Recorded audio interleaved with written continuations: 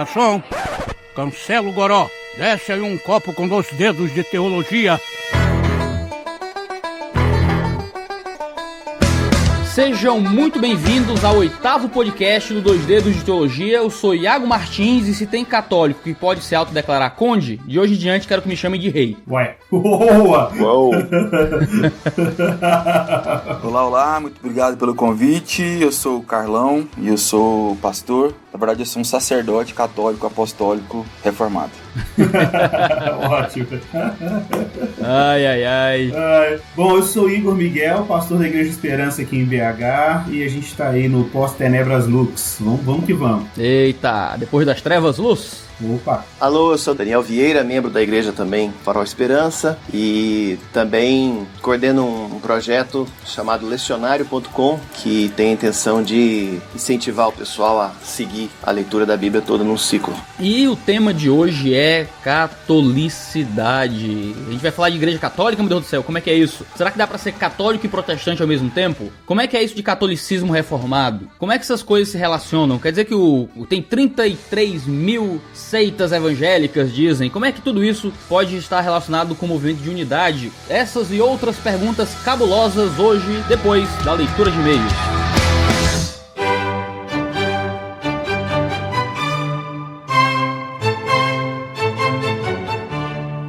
Então nós estamos com a presença do nosso senhor editor que volta na nossa leitura de e-mails. Não é mais leitura de e-mails, agora é só patrocinadores. Olha aí, estou de volta aqui, cumprindo com a minha parte e temos avisos importantíssimos hoje, viu, Iago? Exatamente, eu peço que você, que geralmente é dos cabas safados que pula os patrocinadores, que você ouça essa parte. Principalmente pra gente que produz conteúdo, né? É importante que vocês ouçam os recados, porque tem a ver com a manutenção dos episódios que você tanto gosta, que vai ao ar aí uma vez por mês. Exato, deixa eu fazer uma pressão aqui logo do clickbait pra pessoa vir, pra pessoa ouvir tudo, certo? O podcast do 2 Dedos pode acabar. Eita, não! Isso atinge diretamente o Mac, né? Porque aí a sua renda familiar fica menor, sei lá. Ah, com certeza. Mas a coisa é mais ou menos por aí mesmo. A gente tá brincando, mas é bom que você ouça com esse clima aí, porque a gente tem que dar um anúncio, um aviso importante. E o podcast 2 Dedos não vai acabar se você ajudar. Ah, Iaco, vocês vão pedir dinheiro pra gente, seus cabos safados, mercenário, quer dinheiro, nosso dinheiro. Não. Existem maneiras que você pode ajudar o podcast a não acabar sem precisar colocar necessariamente a mão no bolso. É, verdade. Mas antes, pra você saber como ajudar sem necessariamente colocar a mão no bolso, vamos falar daqueles que colocaram a mão no bolso pra que esse podcast exista. Então, a gente precisa falar dos mantenedores. Esse é um pessoal especial. Eles têm um lugarzinho no céu, até onde eu sei. E tem tantos patrões do 2Ds, a galera que manda dinheiro mensalmente, que se inscreve aqui no site do doideologia.com.br/patrão, né, que eles ajudam, mas o podcast especificamente possui mantenedores e patrocinadores que divulgam as suas atividades, também ministeriais ou suas marcas e empresas, aqui no podcast e que com essa grana que eles enviam, eles permitem que esse podcast funcione. O podcast não tem nenhum lucro, todo o dinheiro que entra é reinvestido na própria produção. Esse mês a gente tem a parceria maravilhosa da galera da Box 95, né? Se você não sabe o que é a Box 95, é que você tá debaixo de uma caverna, debaixo de uma pedra na lua, certo? Porque a Box 95 está dominando o movimento reformado brasileiro. E olha não só. É, senhor Maurício? Cara, é verdade. Quer dizer, eu tenho recebido as caixas da Box 95. Tem sido uma grata surpresa cada box que vem. Pessoal que reclama dos bottoms aí, já vou falar. Eu amo os bottoms, tá? Eu amo, cara. Nossa, eu ponho nas minhas mochilas, cara. Não, o pessoal que reclama dos bottoms, nada. É o Bibo só que reclama dos bottoms. Eu não queria falar. Não ouvi mais ninguém reclamar, cara. Você veio no meu podcast pra falar mal do seu chefe, né? Que é isso, cara. Mas olha só. Ok, eu uso os bottoms na minha mochila. Eu tô louco pra preencher ela. Eu quero que tenha uns 200 bottoms na minha mochila. Vai ficar uma mochila feita de bottom. Eu acho que vai ficar lindo. Eu vou pegar um ferro de solda e fazer uma mochila com os bottoms. E cara, vou te falar, Box 95 tá maravilhosa. Cada mês tá vindo livros excelentes, né? Fora os bagulhinhos, bottoms, tem o institucional deles lá na revistinha. Cara, tá fenomenal. Caramba, e vem muitas vezes livros exclusivos em formatos que são incompráveis fora da box. Verdade. E às vezes, inclusive, antes mesmo do lançamento da própria editora, né? O pessoal da box recebe antes. Exatamente. Você que é assinante da Box 95, você recebe um livro antes dele ser possível de ser comprado e muitas vezes recebe livros livros que não podem ser comprados. Então é conteúdo exclusivo da Box 95, esse clube de assinatura literário que sempre manda um livro, uma surpresa, um item a mais, e vários outros berimbelos maravilhosos que vão edificar a sua fé. Assine que vale a pena. E agora a gente tem uma novidade também na Box 95, que eles estão dominando o mundo. Você já sabe o que é, senhor Maurício Machado? Vai ficar sabendo exclusivamente aqui comigo. Olha, pelo jeito a informação não chegou até aqui, porque aqui é sul do Brasil, acho que demora pra chegar. Mas mas não tô sabendo não. O que tá rolando aí, Iago? Senhor Maurício Machado, agora existe a Box Kids. Yes! Olha aí. Os caras estão dominando o mundo, cara. Agora tem conteúdo infantil para os seus filhos. Opa, olha aí, cara. O meu filhote aí acho que vai gostar, hein? Explica mais um pouco sobre isso aí. A Box Kids, cara, é o clube de assinatura cristão, como a Box 95 é, só que para crianças. Inicialmente com a faixa etária de 3 a 6 anos. Opa. Eita, vai vir livro do Nicodemos? Calma. Caramba. As caixas vão vir com um livro infantil exclusivo, um desenho pra colorir, um presente surpresa e um passaporte de leitura. Cara, que legal. Então quer dizer que a gente não vai ver, tipo assim, Nicodemos, Hernandes Dias Lopes fazendo videozinho de jogral pra criança. Vai ser um negócio mais específico. Mais específico. Cara, se o Nicodemos escrever um livro infantil, tá ótimo. Eu não acho ruim, não. Seria legal. Mas não é simplesmente ficar dando livrão pra criança. É um conteúdo exclusivo pensado para seus pimpolhos. Cara, que beleza. Que iniciativa muito boa isso, cara. Porque a gente vê um volume de produção de conteúdo, né, que tem foco aí de adolescente pra cima, né, e adultos e tal. E pra criança, normalmente a gente vê menos, né, e é legal, cara, ver essa iniciativa da Box 95 dirigida a essa faixa etária que é, formação pra vida, né, essa faixa etária aí. Exatamente, cara. E o valor da Box Kids é inferior ao valor da Box 95, é um valor menor. E se você já é assinante da Box 95, você pode assinar e mudar o seu plano para o plano família. Ou se você não é assinante, também entrar no plano família, que tem a Box adulta e a Box Kids. Assinando o plano família, você tem um descontinho maravilhoso, certo? Assinando as duas caixas, não perca essa. Eu não tenho filhos ainda, mas assim que eu tiver, eu vou querer essa Box Kids aqui em casa, para os meus filhinhos serem edificados também com a Box. Que beleza, maravilha, adorei. Assine a Box. Link, como sempre, aí na descrição do vídeo no YouTube ou no post aqui no site do Dois Dedos.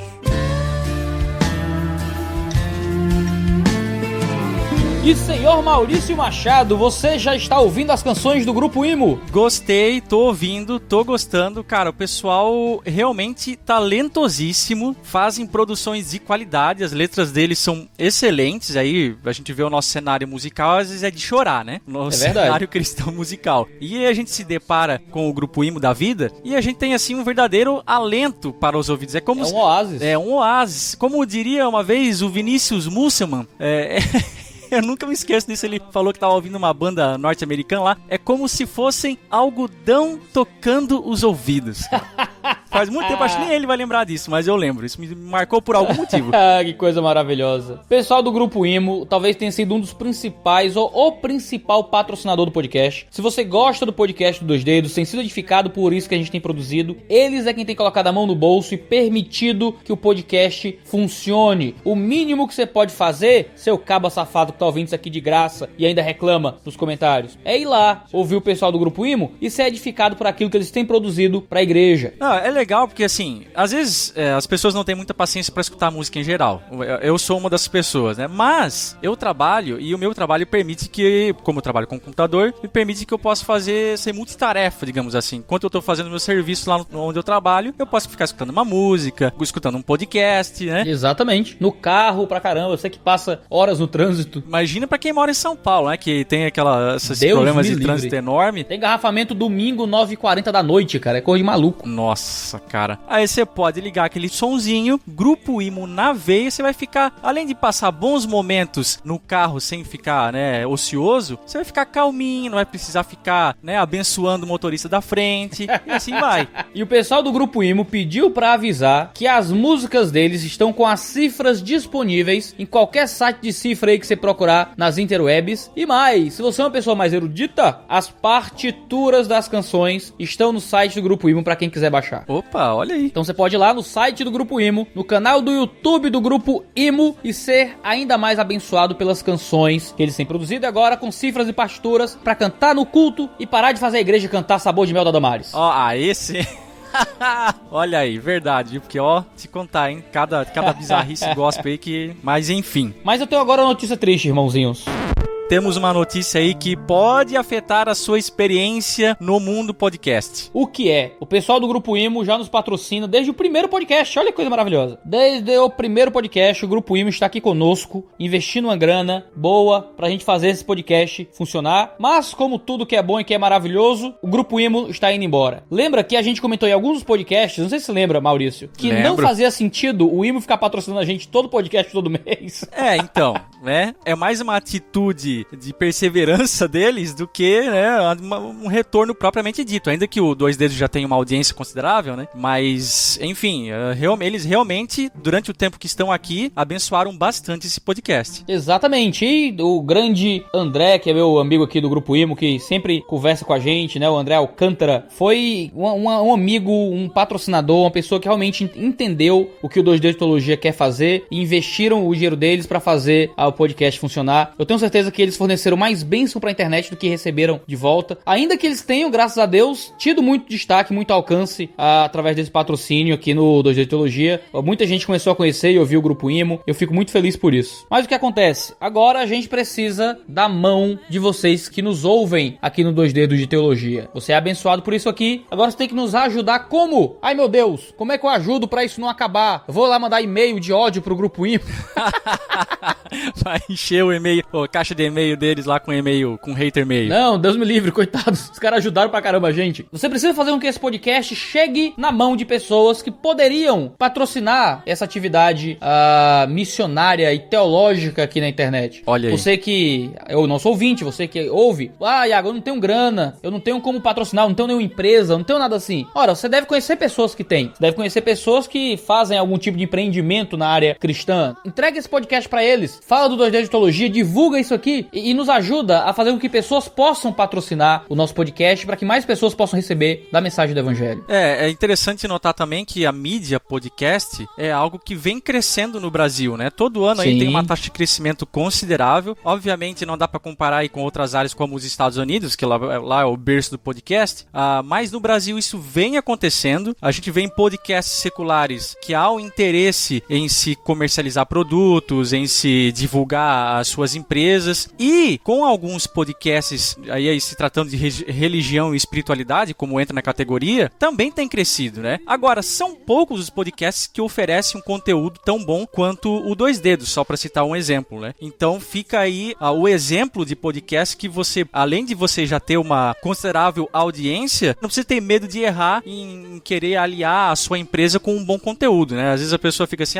mas pô, eu vou anunciar lá, será que os caras têm um conteúdo bom? Não, aqui é certeza de conteúdo com excelência. Olha só. E se você tem uma empresa, você é nosso ouvinte, quer patrocinar aqui no Dois Dedos, conversa com a gente. A gente tá aqui pra ajudar a divulgar boas coisas também nessa boa relação de amizade, de troca, de parceria, em que você ajuda a manter o podcast funcionando e a gente, como agradecimento, divulga qualquer coisa, qualquer empresa, serviço, trabalho que você possua. Mas você ouve a gente dizer isso e fica dizendo, nossa, eu quero que o podcast não pare, eu gosto muito de ouvir o podcast do Dois Dedos, eu gosto das perspectivas das pessoas, dos temas, mas eu não tenho uma empresa, eu não tenho ninguém que possa, não conheço ninguém que talvez se interesse por patrocinar. Você também pode entrar e ser parte dos patrões do Dois Dedos de Teologia. Nós temos um grupo de pessoas, nós temos um grupo no Telegram que a gente conversa e interage, de pessoas que ofertam 5, 10, 15, 20, 100 mensalmente pro Dois Dedos, a fim de sustentar não só o canal no YouTube, mas todas as atividades que a gente desenvolve aqui. Muitas vezes os patrocínios de cada episódio não são bastante pra gente conseguir pagar os custos de produção. Muitas vezes a gente entra com o dinheiro que os patrões têm enviado pra sustentar o Dois Dedos. Então, nos ajude, interprete isso como uma possibilidade de participar dessa obra de Deus, de popularizar boa teologia aqui na internet, pra manter o podcast funcionando. Hoje a gente tem um podcast por mês, unicamente por limitação financeira. Se Deus fizesse chover, não é, mais dinheiro aqui no canal, certamente a gente teria podcasts semanais, por que não? Quem sabe? A gente tá sempre aí, disponível pro reino, não é? Só dependemos daquilo que Deus nos der de condição. Então interprete isso como uma possibilidade de servir ao reino, e estamos aqui e vamos pra mais um episódio do Dois Dedos de Teologia. Maravilha.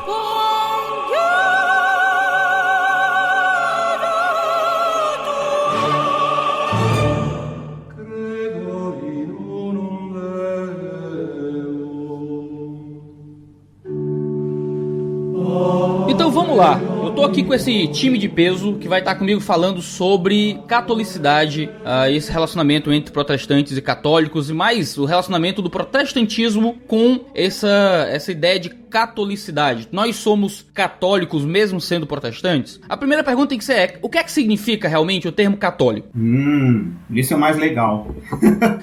É o mais legal porque o brasileiro evangélico, né, herdou um sentimento anticatólico muito forte, quando falo anticatólico, de reação ao catolicismo romano, e acaba que o pessoal meio que associa, né, o termo católico, principalmente aqueles que vieram desse contexto, né? A gente tem um número muito expressivo de evangélicos que vieram de um contexto católico romano e praticamente associam um termo com o romanismo de forma direta, né? E acabam se esquecendo que a gente tem uma confissão que é antes vamos dizer assim, de Roma assumir, né, e deter essa centralização da igreja, né, que é o credo apostólico, que é aí por volta do 2º século, né? A datação do credo apostólico é difícil, mas a gente sabe que ela é antes do 4º século, antes do constantinianismo, como a gente chama, né? E lá fala que a gente crê na comunhão dos santos, que a gente crê na igreja católica.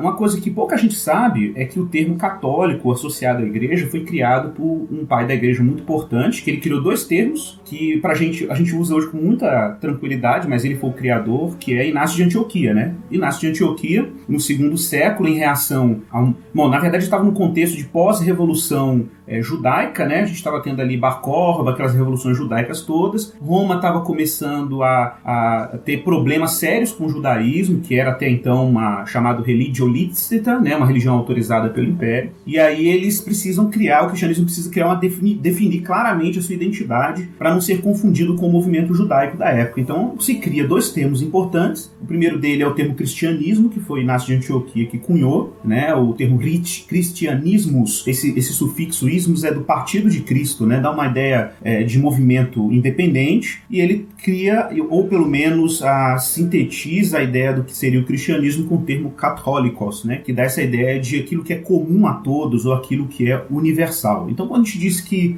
uma pessoa católica, o cristão é católico, o cristianismo é católico, a gente está dizendo que o cristianismo é uma fé universal, que ela transcende fronteiras étnicas, né? Como o judaísmo da época propunha, uma luta nacionalista, né? E etc. Então acho que essa é uma definição inicial, né? Porque o termo hoje tem uma abrangência um pouco mais complexa, mas basicamente esse seria o sentido do termo católico. Eu acho que o Cirilo de Jerusalém, no século IV, ele resume muito bem lá nas epístolas catequéticas dele o uso que ele faz de catolicismo, né? Ele vai dizer assim, eu vou ler aqui a citação dele. Ele diz, a igreja então é chamada católica porque se espalhou por todo o mundo, de extremo ao outro da terra, e porque ela nunca cessa de ensinar em toda a sua plenitude cada doutrina que os homens devem ser levados a conhecer. E isso com respeito a coisas visíveis e invisíveis, no céu e na terra. Ela é chamada católica também porque traz a obediência a todo tipo de homens, governantes e governadores, eruditos e simples, e porque é um tratamento e cura universal para cada tipo de pecado perpetrado, seja pela alma ou pelo corpo, e possui nela cada forma de virtude que se nomeia, seja isso expresso em atos ou obras e em cada graça espiritual que se pode escrever. Então, o Cirilo, desenvolvendo aí a ideia de Inácio, ele dá 5 motivos pelo qual a igreja é católica. Ele vai dizer que é católica porque se espalhou por todo o mundo, não é? Em segundo lugar, é católica porque ensina toda a plenitude da doutrina. Ela é católica também porque traz a obediência a todos os tipos de homens, não só um tipo de homem. É católica porque é um tratamento e cura universal para todo tipo de pecado, né? E é católica porque expressa todos os atos e obras e graças universais que são possíveis de serem descritas. Então, a catolicidade da igreja está muito relacionada com essa universalidade, né, em tudo que ela representa, né? Fala do ápice da abrangência dela, né? Ela quebra barreiras étnicas, quebra barreiras históricas, quebra barreiras geográficas, quebra barreiras de gênero, quebra barreiras de tudo quanto é tipo, para que a gente pudesse se reunir debaixo de uma casa só, né? De forma prática, isso também tem seus desdobramentos mais complexos, mas o termo católico significa isso também. Então, nesse sentido, o termo católico, ele é uma coisa que permanece exclusiva do catolicismo romano, ou de alguma forma um protestante ou evangélico pode se dizer também parte da igreja católica de alguma forma? Porque, se você parar para prestar atenção, a gente não faz parte de uma única comunidade de administração eclesiástica que possui essas características. A gente tem igrejas locais, e as igrejas locais não estão, sei lá, a igreja batista Manaim, a igreja que eu faço parte, ela não está em todo mundo, ela não está relacionada a todos os tipos de pessoas possíveis. Como é que funciona isso? Esse é um tema que a gente tem se debruçado sobre ele, tem tido prazer de discutir, mas nem sempre tem tido oportunidade oportunidade de ter uma discussão ampla sobre o assunto, né? A gente está instigado pelo tema, mas nem sempre tem tido fóruns como esse aqui para poder debater. Mas como você perguntou, realmente, se você diz e enxerga a catolicidade restrita à sede Roma ou à Igreja Católica Romana, é uma contradição, né? Porque se é universal, não pode ficar restrita a uma única entidade terrena, né? E por outro lado, se nós enxergarmos as igrejas locais totalmente independentes, aí Cristo tem muitas igrejas, e não uma só igreja. Então essa é a contradição que essa discussão de catolicidade precisa enfrentar. Você está dizendo que católicos e evangélicos ambos possuem um problema teórico para resolver, né? Sim. Exato. O catolicismo romano, que tem como sede da Igreja Roma, não é, tá muito restrita à geografia de uma liderança que representa toda a igreja, né? Que é Roma. Então como é que pode ser católico se é romano? Um contrassenso quase, né? Enquanto as igrejas locais evangélicas, se elas representam cada igreja local um todo independente, como é que ela pode ser realmente católica? Exatamente. Quer dizer que nenhuma desses dois grupos ou identidades podem se enxergar totalmente contendo em si a inteireza do que é a Igreja Católica. Isso é um ponto tenso, né? Porque para católicos romanos, por exemplo, isso até em termos catequéticos, né? A gente teve aí o Lumen Gentium, né? E o documento Nostra Aetate aí, que apontam para a questão ecumênica, principalmente depois do Vaticano II, né? A Igreja Católica Romana se aproximou mais de tradições cristãs fora do romanismo. Mas apesar de reconhecer que essas comunidades elas são irmãs ou são cristãs em algum sentido, ainda há uma dificuldade muito grande do catolicismo romano de afirmar que essas denominações fora do romanismo são católicas, né? Isso eu tive uma discussão interessante com um rapaz católico há pouco tempo. Ele falou assim, no máximo que a gente pode falar de catolicidade é a Igreja Ortodoxa. Agora, evangélicos, protestantes e tal, nós não reconhecemos como comunidades católicas. A catolicidade não é para eles. E esse é um ponto de tensão, né? Porque por parte do catolicismo romano não há um reconhecimento de que protestantes, por exemplo, são católicos, né? No sentido que nós estamos discutindo aqui. Mas essa queixa deles é institucional? A gente não é católico para eles porque a gente não está submetido a Roma? Ou tem outro critério? Eu acho que um dos critérios são os critérios que a gente encontra em comum, por exemplo, com a ortodoxia, né? Que a ortodoxia coloca a autoridade da tradição no mesmo nível que a escritura, né? Como o catolicismo romano. E nós protestantes, numa percepção geral, quando não há um conhecimento do que o protestantismo é, de fato, né? Historicamente, e de fato, a gente sabe que o movimento evangélico acaba comunicando isso de alguma maneira, né? Aquela reforma radical de ruptura com a tradição, e a tradição é praticamente nula, né? Que o Van Hoosen chama de solo scriptura, né? Que o pessoal ou muda a scriptura, né? Que o pessoal confunde com sola scriptura, né? Então é como se a escritura fosse solitária. Então acho que essa coisa da gente submeter ou descartar a tradição em alguns segmentos, né? Que acontece infelizmente isso, passa essa imagem que a gente rompeu com a catolicidade, né? A gente só tem ali a relação privada com a escritura, né? Então acho que esse é um ponto de tensão. Agora vamos orar? Eu sou católico. Bom, que pena. Um ponto que eu acho que a gente não tá tratando, que a gente não tratou ainda, falando dessa questão sobre catolicidade dentro da comunidade evangélica, é que uma coisa que muitas vezes os católicos, quando criticam o movimento evangélico, não conseguem perceber, é que nós não confundimos de forma tão íntima o que a gente chama de igreja visível e igreja invisível, né? Ou a igreja universal, esse todo da universalidade cristã, e as manifestações locais de cada igreja. A impressão que dá é que para que as igrejas protestantes sejam católicas, parte desse corpo de catolicidade, como coloca Inácio, ela precisa de uma única instituição que possua todas essas características dentro dela só. Enquanto parece que dentro do protestantismo nós manifestamos a nossa catolicidade dentro de uma unidade mística entre todo o corpo de manifestação visível de igrejas que se dão.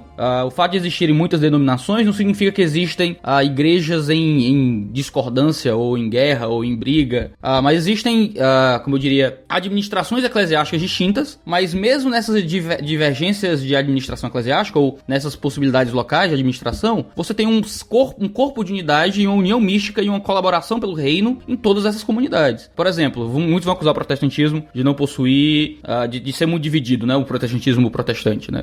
A igreja protestante. Mas vê só, nossa igreja, a igreja batista, a gente planta novas igrejas, né? A gente cria congregações. E quando as congregações é plantada, a gente investe dinheiro, a gente coloca recursos, a gente envia material humano e forma uma nova igreja em outro lugar. E essa nova igreja vai virar uma outra igreja, mais uma denominação, teoricamente, uma igreja local independente, independente, diferente da nossa, que vai ter uma administração própria, um corpo de verdades ali muito derivado do nosso, mais próprio, que vai se desenvolver dentro daquela comunidade. E ainda assim vai existir um relacionamento de unidade muito forte dentro dessas comunidades. O fato de existirem núcleos administrativos diferentes dentro das igrejas protestantes não tira deles esse centro de unidade e de catolicidade histórica que une todas essas manifestações de fé dentro de um único corpo de catolicidade. Eu acho que até divergência também, Iago.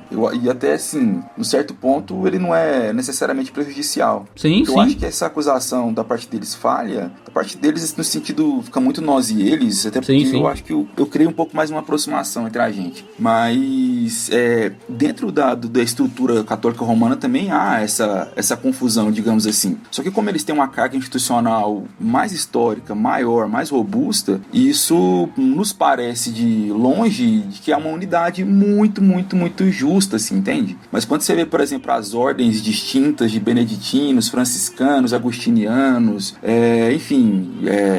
caputinos e coisas do tipo... É uma briga homérica, né? Sim, sim. Só que eles têm essa vantagem de ter uma carga institucional que envolve toda essa questão e faz com que a briga seja mais interna. É bom pro testemunho deles, inclusive. E eu gosto quando os cristãos brigam em amor, porque o lugar da mesa também é lugar de falar das coisas, assim, da vida que estão incomodando.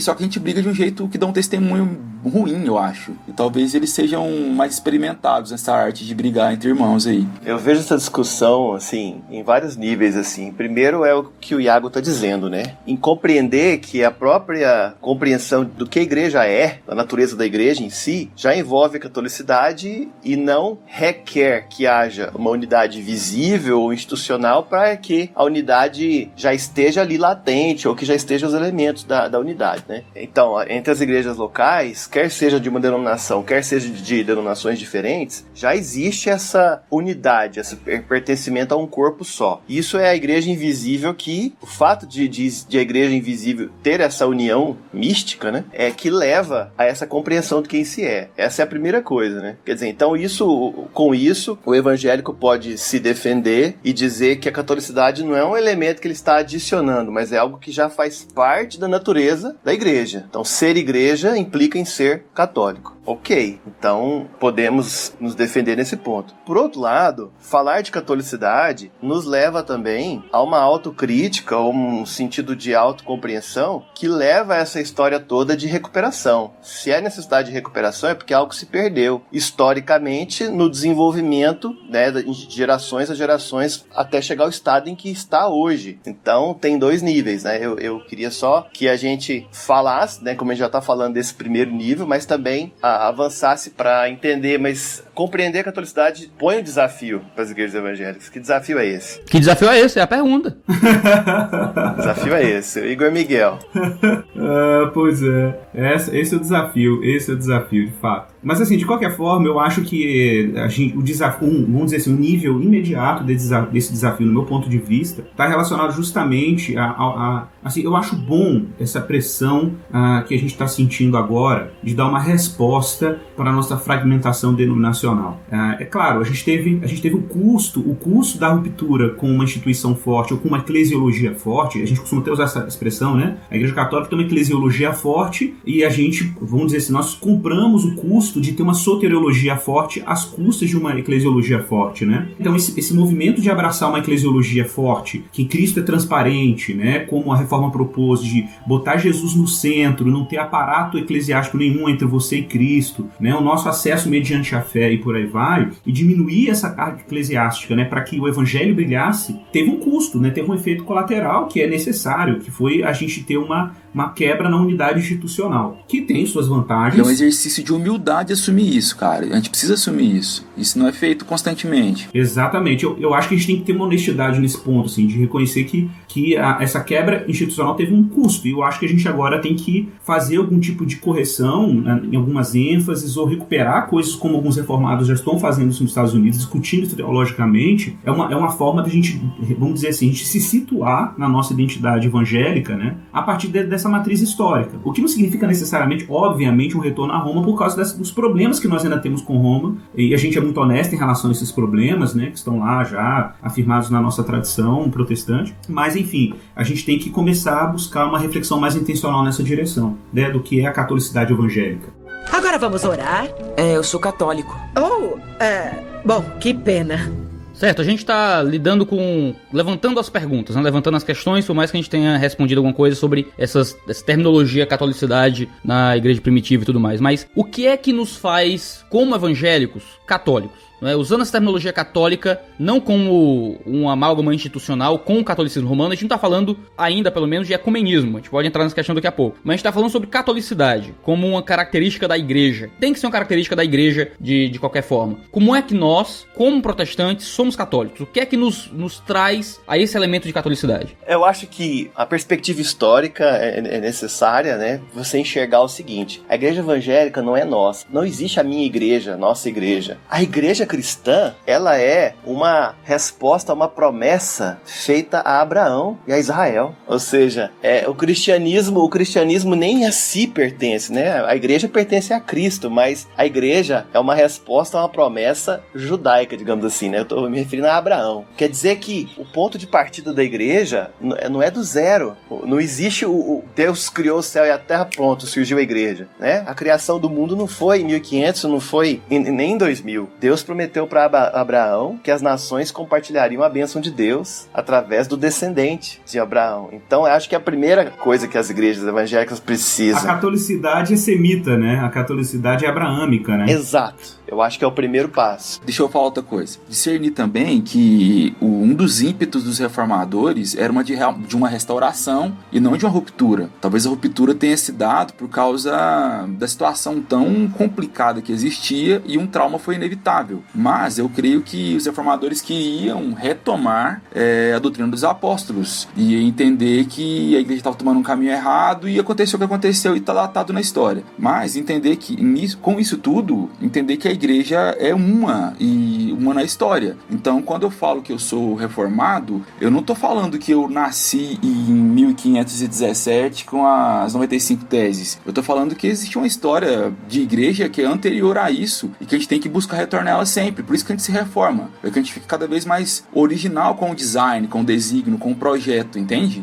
Então, nesse sentido, eu também tenho que entender que a igreja, ela agregou história, agregou tradição, nesses primeiros 1500 anos, onde coisas precisaram ser reformadas e outras coisas também não precisaram ser reformadas, entende? E isso é uma discussão que a gente pode entrar também que vai longe. Então, nesse sentido, eu consigo ver semelhanças, similaridades, aproximações com outras expressões dentro do cristianismo. E eu tenho que ter a humildade e eu tenho que também ter um pouco de entendimento em saber que um católico romano, apesar das contradições que temos com eles, que elas são graves, mas eles confessam Cristo, confessam a Trindade, confessam a igreja, confessam a volta triunfal de Jesus, confessam o Espírito Santo. Leiam os evangelhos. Leiam os evangelhos, tá tudo ali, entende? Então me faz ter um pouco mais de, no mínimo, curiosidade como é que a gente vai resolver essa treta histórica daqui pra frente. Que 500 anos se passaram, a gente foi muito bom em brigar, mas não, como o Iago relembrou no vídeo que ele fez há um tempo atrás, e ele lembrou do Schaeffer nisso também, nós temos que ser co-beligerantes em algumas coisas, isso é urgente, e não só isso, eu entendo que nós temos que sentar na mesa juntos, nem que seja pra brigar mais, mas brigar mais perto, entende? Então, o pessoal, mas uma coisa que eu acho que a gente não pode deixar escapar aqui também, com relação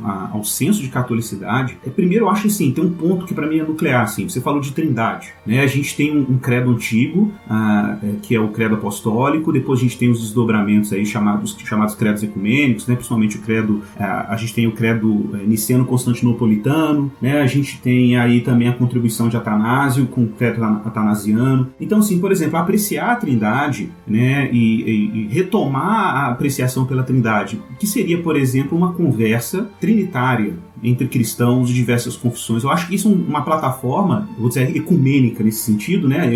no termo, no sentido mais, vamos dizer assim, estrito possível, né? No sentido que a gente tem uma comunhão, um ponto de convergência aí que nos faz cristãos. No livro Igreja Sinfônica eu toco muito nesse assunto, né? No capítulo lá, em que eu falo assim, que uma plataforma de conversa, uma plataforma balizadora das fronteiras do que significa ser um cristão ortodoxo e católico é a Trindade. E a gente não pode, vamos dizer assim, subestimar o potencial que a Trindade tem para boas produções e boas conversas teológicas, né? Pensa em espiritualidade a partir da Trindade, igreja, eclesiologia a partir da Trindade, soteriologia trinitária, né? Então eu acho que a gente fazer um retorno para a Trindade com um núcleo de identificação católica, né? E a partir dela a gente fazer um movimento em direção ao outro, isso seria um experimento muito interessante. Eu até passo uma proposta lá que o Peter Lehardt faz isso também no livro dele, The End of Protestantism, né? O fim do protestantismo, como a gente seria uma tradução para o português. Ele toca muito nesse assunto, de repente a gente se permitir criar fóruns teológicos comuns, onde reflexões a partir desse chão comum sejam possíveis. Eu acho que esse é um ponto legal. Agora vamos orar? Eu sou católico. Bom, que pena. Outro ponto interessante sobre essa ideia de catolicidade são os credos ecumênicos, né?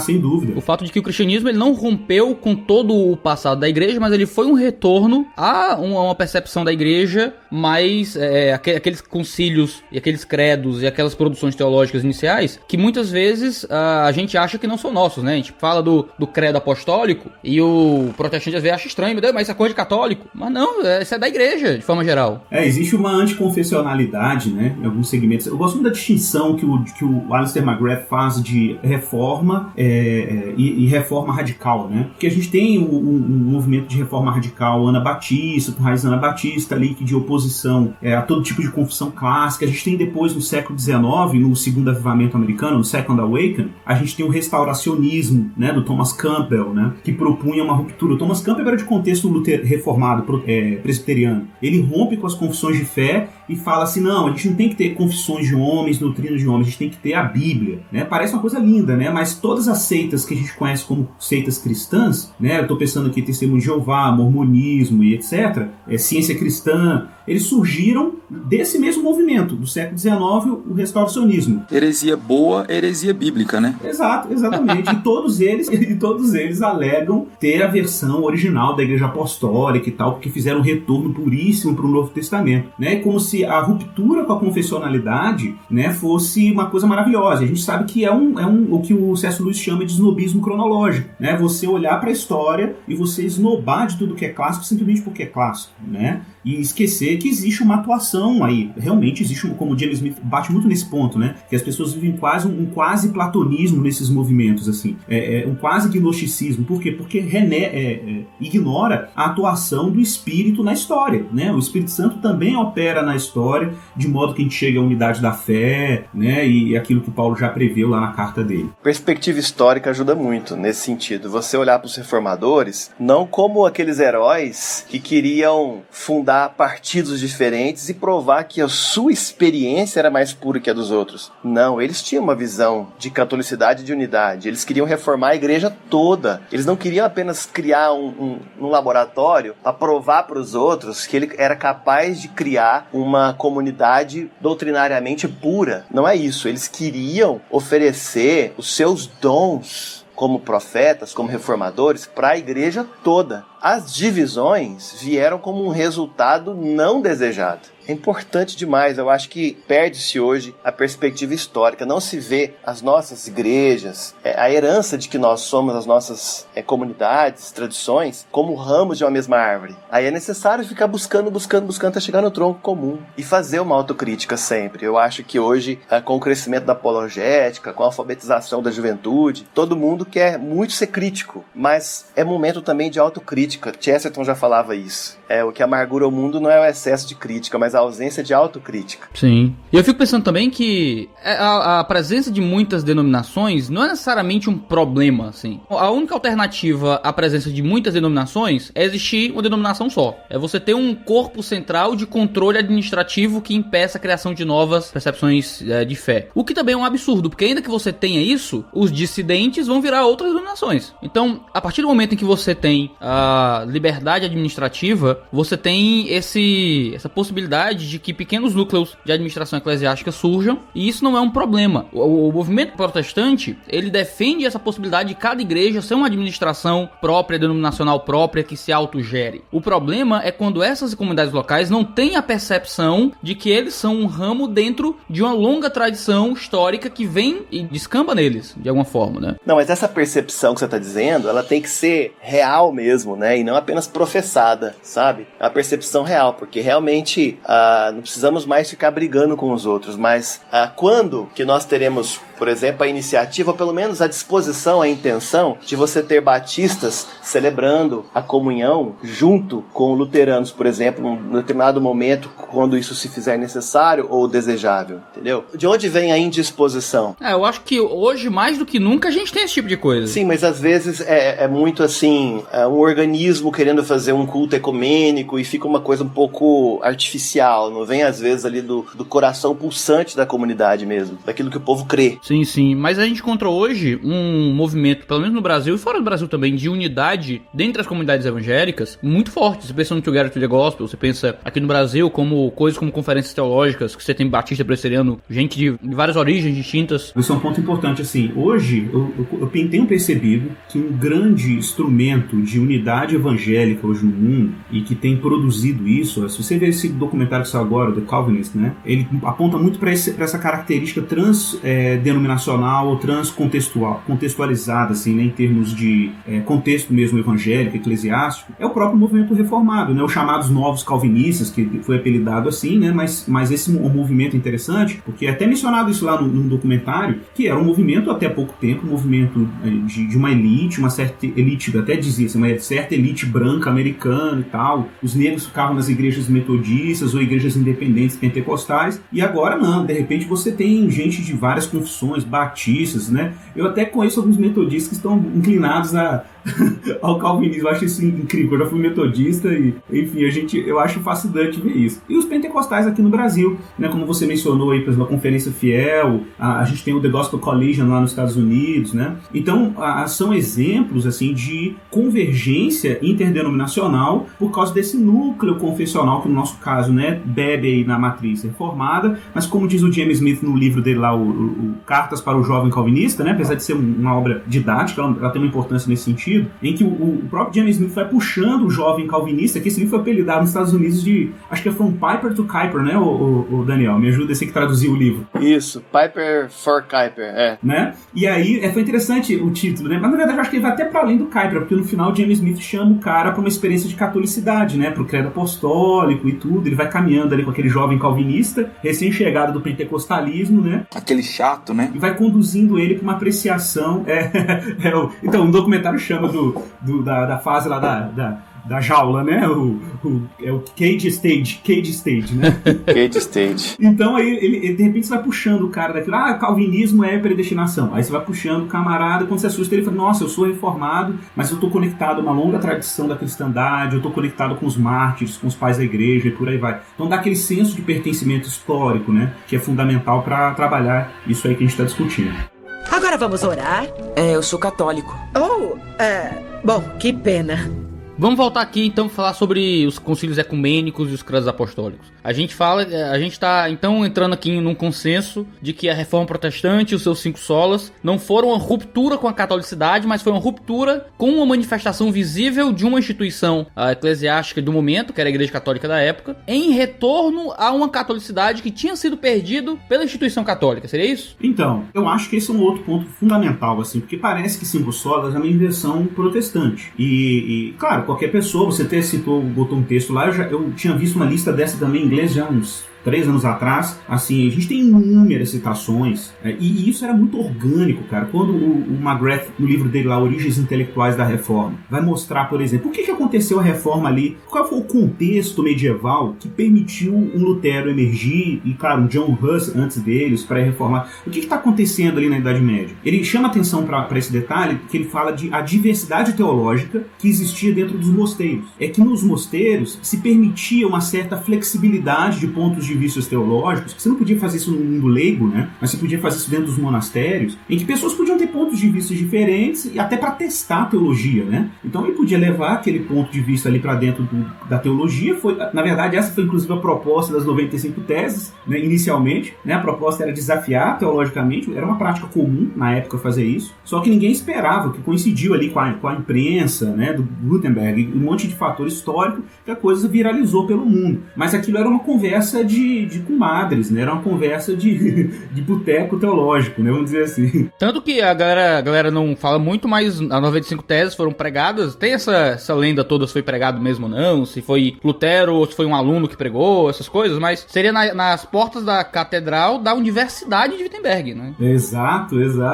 É isso aí. Igreja universitária. Não era conversa pro povo, tá ligado? Era conversa para os acadêmicos. Não era uma discussão popular, mas olha que interessante, existia esse senso de pluralidade teológica dentro do universo monástico, e você também tinha, isso é um ponto que eu acho muito legal, você também tinha assim, o critério de uso da escritura como ferramenta para a construção teológica. Isso era normal, você vê isso na patrística, você vê isso em Atanásio, você vê isso nos pais pré-nicenos, cara. Então, e isso continua ali na tradição da igreja. Ninguém constrói teologia fora das escrituras, né? Tudo tem que ser justificado pelas escrituras. Então, até o local da tradição, a gente tem que lembrar isso, que essa coisa rigorosa da tradição como fonte de autoridade equivalente à escritura junto com o magistério da igreja, isso só vai ficar claro mesmo, de forma mais explícita e oficializada na contra-reforma, na reação da igreja católica à reforma protestante, né? E um outro ponto é por que houve uma ruptura institucional entre protestantismo e igreja católica romana no século XVI, quando outras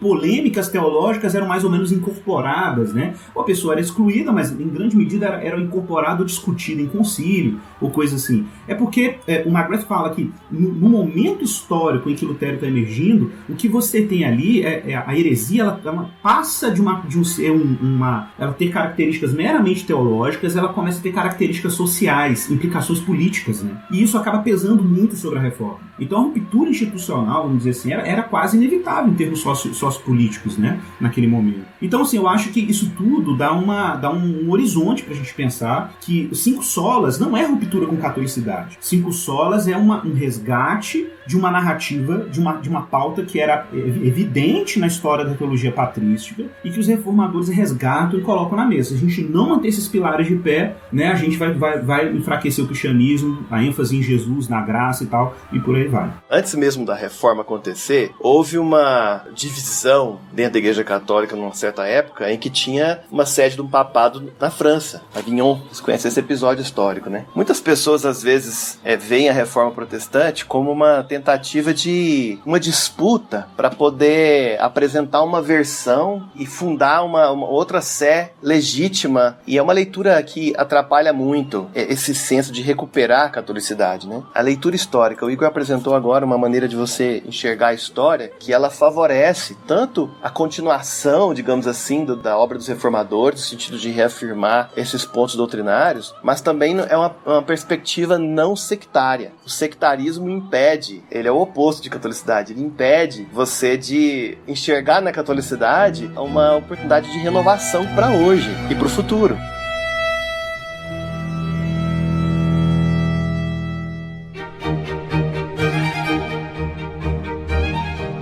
Então, nesse sentido, qual é a real relação entre catolicidade e o ser evangélico? Isso aí é muito importante, gente. Porque, assim, na verdade, quando a gente fala de evangélico, a gente está falando aí... Eu gosto muito daquela classificação do McGrath em Paixão pela Verdade, né? Que ele classifica ali as 4 características do ser evangélico: a ênfase na conversão pessoal, ênfase na escritura, ênfase na evangelização, né? Também um pouco sobre espiritualidade. Então, o que é interessante é que o movimento evangélico, eu não sei se vocês já leram isso, o Van Hooser, no livro dele, O Drama da Doutrina, ele trabalha muito esses dois movimentos, né? Que ele chama o movimento centrípeto da igreja, que é o movimento que puxa a igreja para o centro, e o movimento centrífugo, né? Que impulsiona a igreja para fora de si mesmo, que seriam as duas facetas aí, né? A catolicidade e a apostolicidade, né? Que está lá no credo niceno-constantinopolitano. Então, o que é interessante é que esses dois movimentos são permanentes, são movimentos do espírito. Então tem um movimento que puxa a igreja para o centro confessional, que ela se expressa na reunião visível da igreja,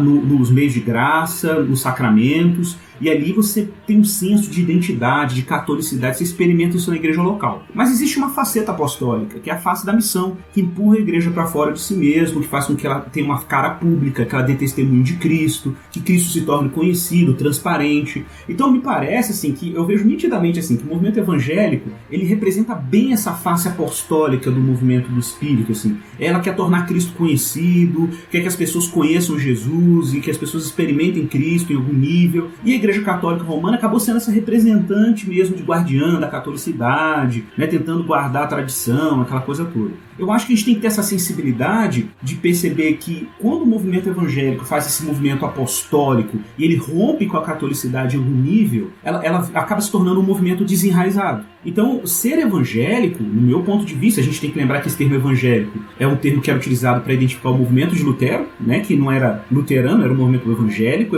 que traz o evangelho para o seu lugar, né, o evangelho para o núcleo, né, da identidade da igreja. A gente se identifica com Cristo como está revelado no evangelho. Então, assim, dizer que ser evangélico é ruptura radical com catolicidade pode não ser honesto quando a gente pensa, por exemplo, nas próprias raízes históricas do movimento evangélico. Então, eu acho que mais do que nunca a gente tem que continuar com o nosso espírito evangelical, que inclusive os católicos estão descobrindo isso em algum nível. Eu vou lembrar aqui do livro do George Weigel, né, o livro do George Weigel que ele lançou há uns anos atrás aí, o Evangelical Catholicism, que é o Weigel é de Notre Dame, um católico romano, né, mas ele falando sobre profundas transformações na Igreja Católica Romana desde o Vaticano II, desde João Paulo II para cá também, né, que reforçou o Vaticano II, que é o que? Uma ênfase no encontro pessoal com Cristo, aquele movimento que, por exemplo, o Ratzinger, né, o Bento, antes de ser Papa, ele teve uma experiência de ruptura com o progressismo católico e reencontra Jesus, que ele chama ter uma amizade com Jesus, né? Então existe aí um espírito evangelical também acontecendo dentro do movimento católico, né? Só abrindo parênteses, inclusive bebendo das fontes mais controversas do evangelicalismo, que é o movimento neopentecostal, cara. Pois é. Existe uma efervescência quase que neopentecostal dentro do catolicismo romano com a renovação carismática, por exemplo. Então, mas o que é curioso é que o Weigel, ele deixa claro que o que ele está falando não tem convergência com o movimento carismático. Ele até não concorda com algumas coisas do movimento carismático. Apesar de que eu acho que o movimento carismático tem levado muito do evangelicalismo para dentro da Igreja Católica, como você falou, Carlos. Mas no caso do Weigel, o que ele está enfatizando é essa coisa do Cristo pessoal, né? Do Cristo próximo, que é uma coisa interessante. Se a gente pensa que do nosso lado aqui, a gente está discutindo catolicidade aqui, gente, qual a última vez que vocês ouviram uma discussão como essa que a gente está tendo aqui na Igreja Evangélica Brasileira? Eu não me lembro. Eu não me lembro. Assim, pode ter em algum segmento, mas eu confesso que eu não me lembro. Mas, enfim, pensa que a gente está tendo essa discussão sobre catolicidade aqui, mas existem pessoas no catolicismo romano discutindo evangelicalidade. Então, eu não sei, eu acho que o que a gente tem que fazer é realmente retomar essa conexão entre evangelicalidade e catolicidade. Isso é um movimento que a gente tem que fazer mesmo, assim. Passou, a gente tem que se esforçar nessa direção. Nessa relação entre catolicidade e evangelicidade é realmente entender a natureza do evangelho, né? É aquele mote, né? O evangelho todo para o homem todo. Realmente isso é a dimensão, como o Guilherme de Carvalho tem chamado a atenção para isso, até no seu mais recente texto, ele diz que catolicidade implica, essa visão multidimensional implica essa linguagem missiológica, né? De missão. Todo evangelho é para o homem todo. Integralidade, né? Exatamente, integralidade. E é sintomático, eu estava olhando uma frase de Martinho Lutero: é melhor ser dividido pela verdade do que ser unido pelo erro. Então foi escolhida essa frase para poder ser postada ontem, e eu acho um pouco interessante, um pouco irônico, até porque eu não vejo tanto diálogo com os luteranos assim, da parte de alguns calvinistas, né? Então, quando a gente lê para João 17, Jesus ora, né? Santifica-os na verdade, a tua palavra é verdade. Em seguida ele fala: para que todos sejam um, assim como tu, ó Pai, és em mim e eu em ti, que também eles estejam em nós, para que o mundo creia que tu me enviaste. Muitas pessoas fazem essa dicotomia entre verdade e unidade, preferindo a verdade, pegando essa frase de Lutero, mas não quer unidade com os luteranos. Então, o nosso evangelho é só um, e é necessário realmente recuperar essa visão católica dos reformadores. Agora vamos orar? Eu sou católico. Bom, que pena. A gente percebe hoje um movimento muito grande entre grandes nomes da teologia reformada em direção a um resgate e a uma apreciação da teologia patrística, da confessionalidade, da interpretação pré-moderna em companhia da teologia reformada. O que vocês têm pensado sobre esse movimento? Pois eu gostaria que o Daniel, ele trabalha muito traduzindo alguns textos desses autores que são importantes, ele pode, acho, falar bastante sobre isso, mas aqui eu quero lembrar, por exemplo, o Thomas Oden, né, que faleceu, tem o quê? 2 anos, 1 ano que o Thomas Oden morreu, Dan?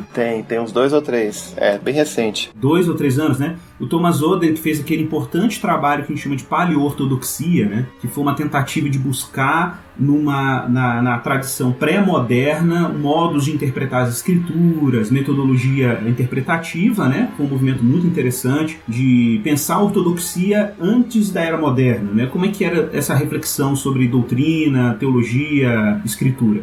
Dentro dessa tradição do Thomas Oden, a gente encontra o próprio McGrath, né? Que se considera um paleo-ortodoxo, né? A gente pode citar o nome, claro, recente aí, a gente tem, um pouquinho antes, né? Temos aí o Thomas Torrance, que eu acho que fez um trabalho extraordinário com a Trindade. Pena que a gente não tem, eu acho que a gente não tem a obra do Thomas Torrance sobre Trindade em português, que ele faz uma aproximação de ser evangélico e trinitário, né, que é um trabalho bem bacana. A gente tem aí o Michael Allen, o Scott Swain, que escreveu Reformed Catholicity, que é uma obra muito importante, assim, em língua inglesa. Eu acho que a gente também pode mencionar o próprio James Smith, né, Dan? O Peter Leifhart, né? Robert Weber também trabalhou muito nisso e corrigindo, Thomas Clark Oden faleceu em 8 de dezembro de 2016. Pessoa, quando faz muita falta, até parece que faz mais tempo que morreu, né? Foi ano passado. Então tem grandes nomes mesmo, enfatizando. O próprio Van Hooser, né? O Van Hooser também tá muito engajado nisso, assim, no campo da interpretação bíblica, da teologia sistemática. Puxa, o Autoridade Bíblica Pós-Reforma é uma coisa maravilhosa. Maravilhosa, cara, maravilhosa. Onde ele mostra como ele responde basicamente quase todas as críticas que são lançadas contra o protestantismo a respeito de sua falta de catolicidade ou uma coisa assim, e principalmente na esfera do solo de escritura. Exatamente. E ele faz aquela autocrítica que a gente estava conversando há pouco, né? Uhum. De gente, por exemplo, que acha que interpretação bíblica pode ser feita sem a companhia dos antigos, né? Bom, isso é um ponto importante. Se a gente pega João Calvino, a gente pega Lutero, se a gente pega Martin Luther, se a gente pega Melanchthon, se a gente pega alguns desses teólogos da Reforma, você percebe isso com muito cuidado, assim. Eles mencionam os pais da igreja, mencionam credos históricos, né, o tempo inteiro. Essa construção teológica não é feita de forma solitária, né? Não é um empreendimento individual, como muita gente às vezes associa. A reforma ela é subjetivista, é o indivíduo com a Bíblia, e ali não tem a companhia de ninguém, né? Então, isso é um mito, na verdade, né, em relação ao que a reforma foi na sua matriz histórica, né? A interpretação bíblica no período pós-reforma, como o Van Hooser chama pós-Babel, né? Você tem esse ambiente de que tem muitas vozes distintas, e o Van Hooser vai colocar que isso não é um problema, na verdade isso é uma vantagem, isso é uma qualidade a mais da igreja protestante. Ao invés da gente ter um ambiente centralizador, a gente tem um ambiente de várias percepções, de multipercepções a respeito da escritura, e essa convergência e esse debate, esse relacionamento entre as várias igrejas vai fazendo com que eles caminhem para uma unidade interpretativa muito mais profunda, por causa dessa multiforme manifestação da graça de Deus dentro de comunidades que estão em contextos distintos e por serem profundamente locais, acabam fornecendo um conteúdo muito abrangente para o contexto mais universal, de que você tem esse contexto de várias igrejas. Iago, você lida muito com essa galera jovem que está vindo aí do contexto pentecostal, se aproximando da tradição reformada, você já deve ter percebido isso com alguma frequência. Foi a minha experiência, né? Eu vim de um contexto pentecostal, wesleyano renovado, carismático, metodista pentecostal, né? E eu tive uma experiência muito louca, porque em 96 para 97 eu fui pro seminário. E aí eu tinha 17 anos na época, né? E eu assisti, por exemplo, o escândalo do Caio Fábio na época, né? E tudo. Não, quando eu me converti ele já era herege já. Então... Então, naquela época, cara, eu tive uma sensação muito estranha de orfandade, você acredita, cara? Tipo assim, era meio que era uma voz que ainda dava um pouco de senso de rigor intelectual ou de reflexão teológica, sei lá. E a gente tinha, de um lado, né, pastores pentecostais, pastores neopentecostais, então eu tive uma sensação, caramba, eu tô perdido aqui historicamente. Cara, foi por causa disso que eu acabei indo para movimentos neojudaizantes, por causa desse senso restauracionista, de que, caramba, então o negócio é voltar para a igreja de Atos, para a igreja primitiva e tal, e a gente acaba esquecendo que esse movimento de ir para a igreja primitiva, que é um movimento que, em certa medida, é um movimento idealista, né? Ele é um movimento utópico, porque, na verdade, o propósito de Deus nunca foi que a igreja ficasse permanentemente primitiva, mas que ela avançasse a partir da doutrina dos apóstolos na história e que o próprio contato da igreja com as nações também fosse sendo enriquecida, como eu gosto muito do que o Keller fala, assim, que existem facetas do evangelho que a gente só vai conseguir extrair riqueza dele quando a gente conseguir olhar para ele a partir das riquezas que Deus colocou em determinados contextos culturais, né? Então também tem esse movimento, né, da contextualização, em que você, de repente, a partir de um ponto de vista cultural, você olha para o evangelho e enxerga coisas do evangelho que você não enxergava antes. Então eu acho fantástico a gente pensar, e a minha crise foi essa, que o que a gente está discutindo aqui é senso de pertencimento histórico ao que significa ser igreja. A galera tá sofrendo com crise de identidade. A pessoa tá... Por que a gente tem essa ondinha? Eu acho que é uma ondinha neoconservadora aqui no Brasil e em alguns lugares do mundo, e eu conheço alguns evangélicos aqui no Brasil que já fizeram esse movimento e fizeram via neoconservadorismo político, por exemplo, de apreciar, voltar para o catolicismo romano, e apreciar a missa tridentina. Cara, é muito louco. A missa tridentina aqui em BH, numa das paróquias católicas, quem lota a missa são os jovens, cara. O jovem sente falta desse senso de ligação histórica. Exato. E o problema é que as comunidades evangélicas, por desconhecimento da própria tradição protestante, acabam pregando que a gente é um movimento extremamente moderno, assim, de que nós não temos arroio histórico, a gente não tem como estar historicamente localizado, como se Deus tivesse abandonado o mundo por cerca de 1000 anos e a reforma retornou a um hiato na atuação de Deus no seu povo, né? Católicos até acreditam que a gente acredita nisso, de que houve uma ruptura completa e total, e não, a gente acredita que Deus tratou com o seu povo, de que a Igreja Católica Romana foi se formando historicamente e chegou um momento em que houve um ambiente de ruptura mais profunda dentre aquilo que o catolicismo significava, e Lutero veio numa tentativa de fazer com que a igreja voltasse aos eixos, e porque ele foi administrativamente excluído, ele deu origem a um outro movimento de continuidade entre aquilo que vinha anteriormente, porque as coisas sempre dão nesse processo de ruptura e continuidade, né? Você teve uma ruptura com os problemas do momento para tentar voltar à igreja aquilo que ela se manifestava historicamente, mas houve essa ruptura em dois movimentos diferentes. Nós estamos historicamente localizados dentro da grande tradição que vinha ao longo da história da igreja. A Igreja Católica, com suas doutrinas como a gente interpreta hoje, foi um processo de construção histórica para chegar no que ela é hoje. Agora vamos orar? Eu sou católico. Bom, que pena. A gente tem um problema de romanismo retroativo, né, que evangélicos também cometem. A gente pega a igreja católica com o desenvolvimento doutrinário de hoje, traz quase para a igreja primitiva e acaba tendo que romper com tudo para voltar ali ao que é fundamentalmente bíblico. E se tivesse que ser assim, tudo bem, mas não é, entendeu? Você tem um contexto em que você pode dizer que vários homens, talvez até do catolicismo primitivo, eram homens de Deus, assim. Até mais à frente, você não tem como dizer que é uma ruptura completa entre o que era a igreja católica dentro do período medieval, à medida que ela foi adicionando percepções doutrinárias erradas, mas ainda assim Deus tem o seu povo espalhado até mesmo em conjunções administrativas de igrejas que estão problemáticas, né? O que é que vocês pensam disso tudo? Olha, isso que você acabou de dizer já é a versão revista e corrigida de como que deve ser, né?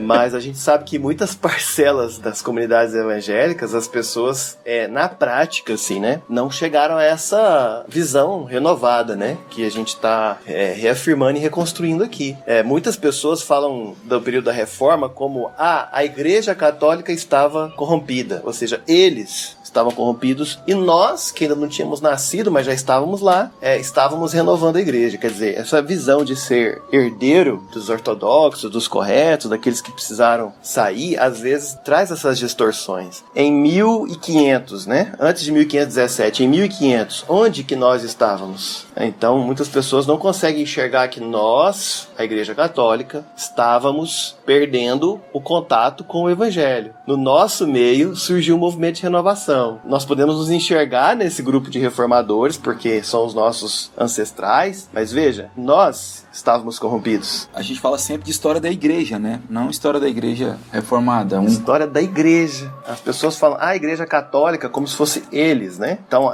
persiste esse problema. Um autor contemporâneo que está escrevendo e está provocando, numa perspectiva histórica que é o Peter Leitart, ele diz assim, apesar de suas conquistas, os reformadores falharam. O evangelho tomou posse em alguns bolsões, mas não reformou a igreja inteira, nem recristianizou a Europa. A reforma falhou porque fragmentou a igreja ocidental. Os protestantes foram forçados a sair da igreja católica e logo os protestantes começaram a brigar entre si, né? Aí ele diz assim, o que ele propõe, né? Sobre o futuro. Ele diz, a reforma falhou. 500 anos depois, o único futuro protestante viável, que é o único futuro evangélico, o único futuro fiel à visão dos reformadores, é um futuro católico. Como que isso se visibiliza? Como que isso se concretiza? Como que isso se encarna, né? Porque no nível, se nós falarmos como a igreja invisível, tudo Jesus vai acontecer no seu retorno, né? A gente coloca no horizonte escatológico a unidade que Jesus orou. Mas essa teoria não se reflete em nossa prática? Não reforma as nossas práticas em rumo a uma catolicidade? Vocês leram o livro do Michael Horton lá, Evangélicos e Católicos? Pelo que eu entendi dele, pegando o gancho do que o Daniel falou, eu tava esperando outra coisa, inclusive. Eu tava esperando um negócio assim, mais cismático ainda e coisa do tipo, e eu entendi dele lá que ele acha muito utópico uma conexão institucional, uma volta institucional entre as ênfases católicas romanas e católicas reformadas, mas de que ele deixou, talvez nas entrelinhas, uma possibilidade de conversa orgânica entre as tradições, sabe? E eu achei isso interessante, cara, porque talvez a gente tá vendo aqui no nível institucional e querendo alguma coisa, na minha opinião, talvez seja bem utópica, sabe? Mas eu acho que a gente pode sentar pra conversar, cara. No termo, não só pra ser co-beligerante, mas pra gente lavar roupa suja dentro de casa, sabe? Porque eu acho que a gente tá falando de história da igreja. Eu penso que uma das grandes contribuições da reforma, pra mim, talvez seja a principal contribuição da reforma, é a defesa e a percepção de uma eclesiologia descentralizada. Eu acho que a grande ruptura de Lutero e da reforma, além da indulgência, da salvação pelas obras, coisas todas, é a ideia de que o modo como o catolicismo romano interpreta a hierarquia da igreja era errado. De que há um cabeça visível e há um corpo de unidade central que é definido pelo magistério e coisas assim. E essa criação de uma descentralização organizacional que possui um centro místico em Cristo. Nesse sentido, eu acho que é muito complicado você conseguir criar uma relação institucional entre uma série de movimentos descentralizados e a Igreja Católica. Até que comparar uma coisa com a outra é muito impossível, né? É comparar, sei lá, o Estado com o mercado, entendeu? Você tem 1 milhão de empresas e o Estado lá. Mas eu penso também que essa perspectiva que você apresenta é uma perspectiva mais afinada também com a visão congregacional ou batista de governo de igreja. Eu creio que às vezes o episcopal olha diferente, né? E até autores presbiterianos como... O episcopal é quase católico, né? Exatamente, mas nós não estamos falando de catolicidade. Eu acho que o episcopal está mais perto da catolicidade. Veja bem, eu estou divergindo aqui, porque o Carlão falou sobre sentar para conversar, né? E essa perspectiva, assim, eu tenho visto, por exemplo, alguns textos no Tuporém... Essa raiz anglicana do Daniel. Exato, eu tenho visto alguns textos no Tuporém, eu tenho visto alguns, por exemplo, o próprio Thiago Cavaco exaltando Lutero do seu contexto português, mas veja, eu acho que o Leitart canta num tom um pouco diferente, ou umas notas um pouco diferentes, porque ele sendo presbiteriano tem olhado às vezes para alguma forma de governo episcopal que favorece algumas expressões mais visíveis de unidade. Nesse sentido, quando o Carlão fala, por exemplo, de sentar, como na perspectiva do Michael Horton, é interessante, mas quando você senta já acreditando que não vai avançar além de uma conversa teológica, eu penso que isso demonstra que a crença talvez nessa possibilidade de unidade encarnada seja limitada. Agora vamos orar? Eu sou católico. Bom, que pena.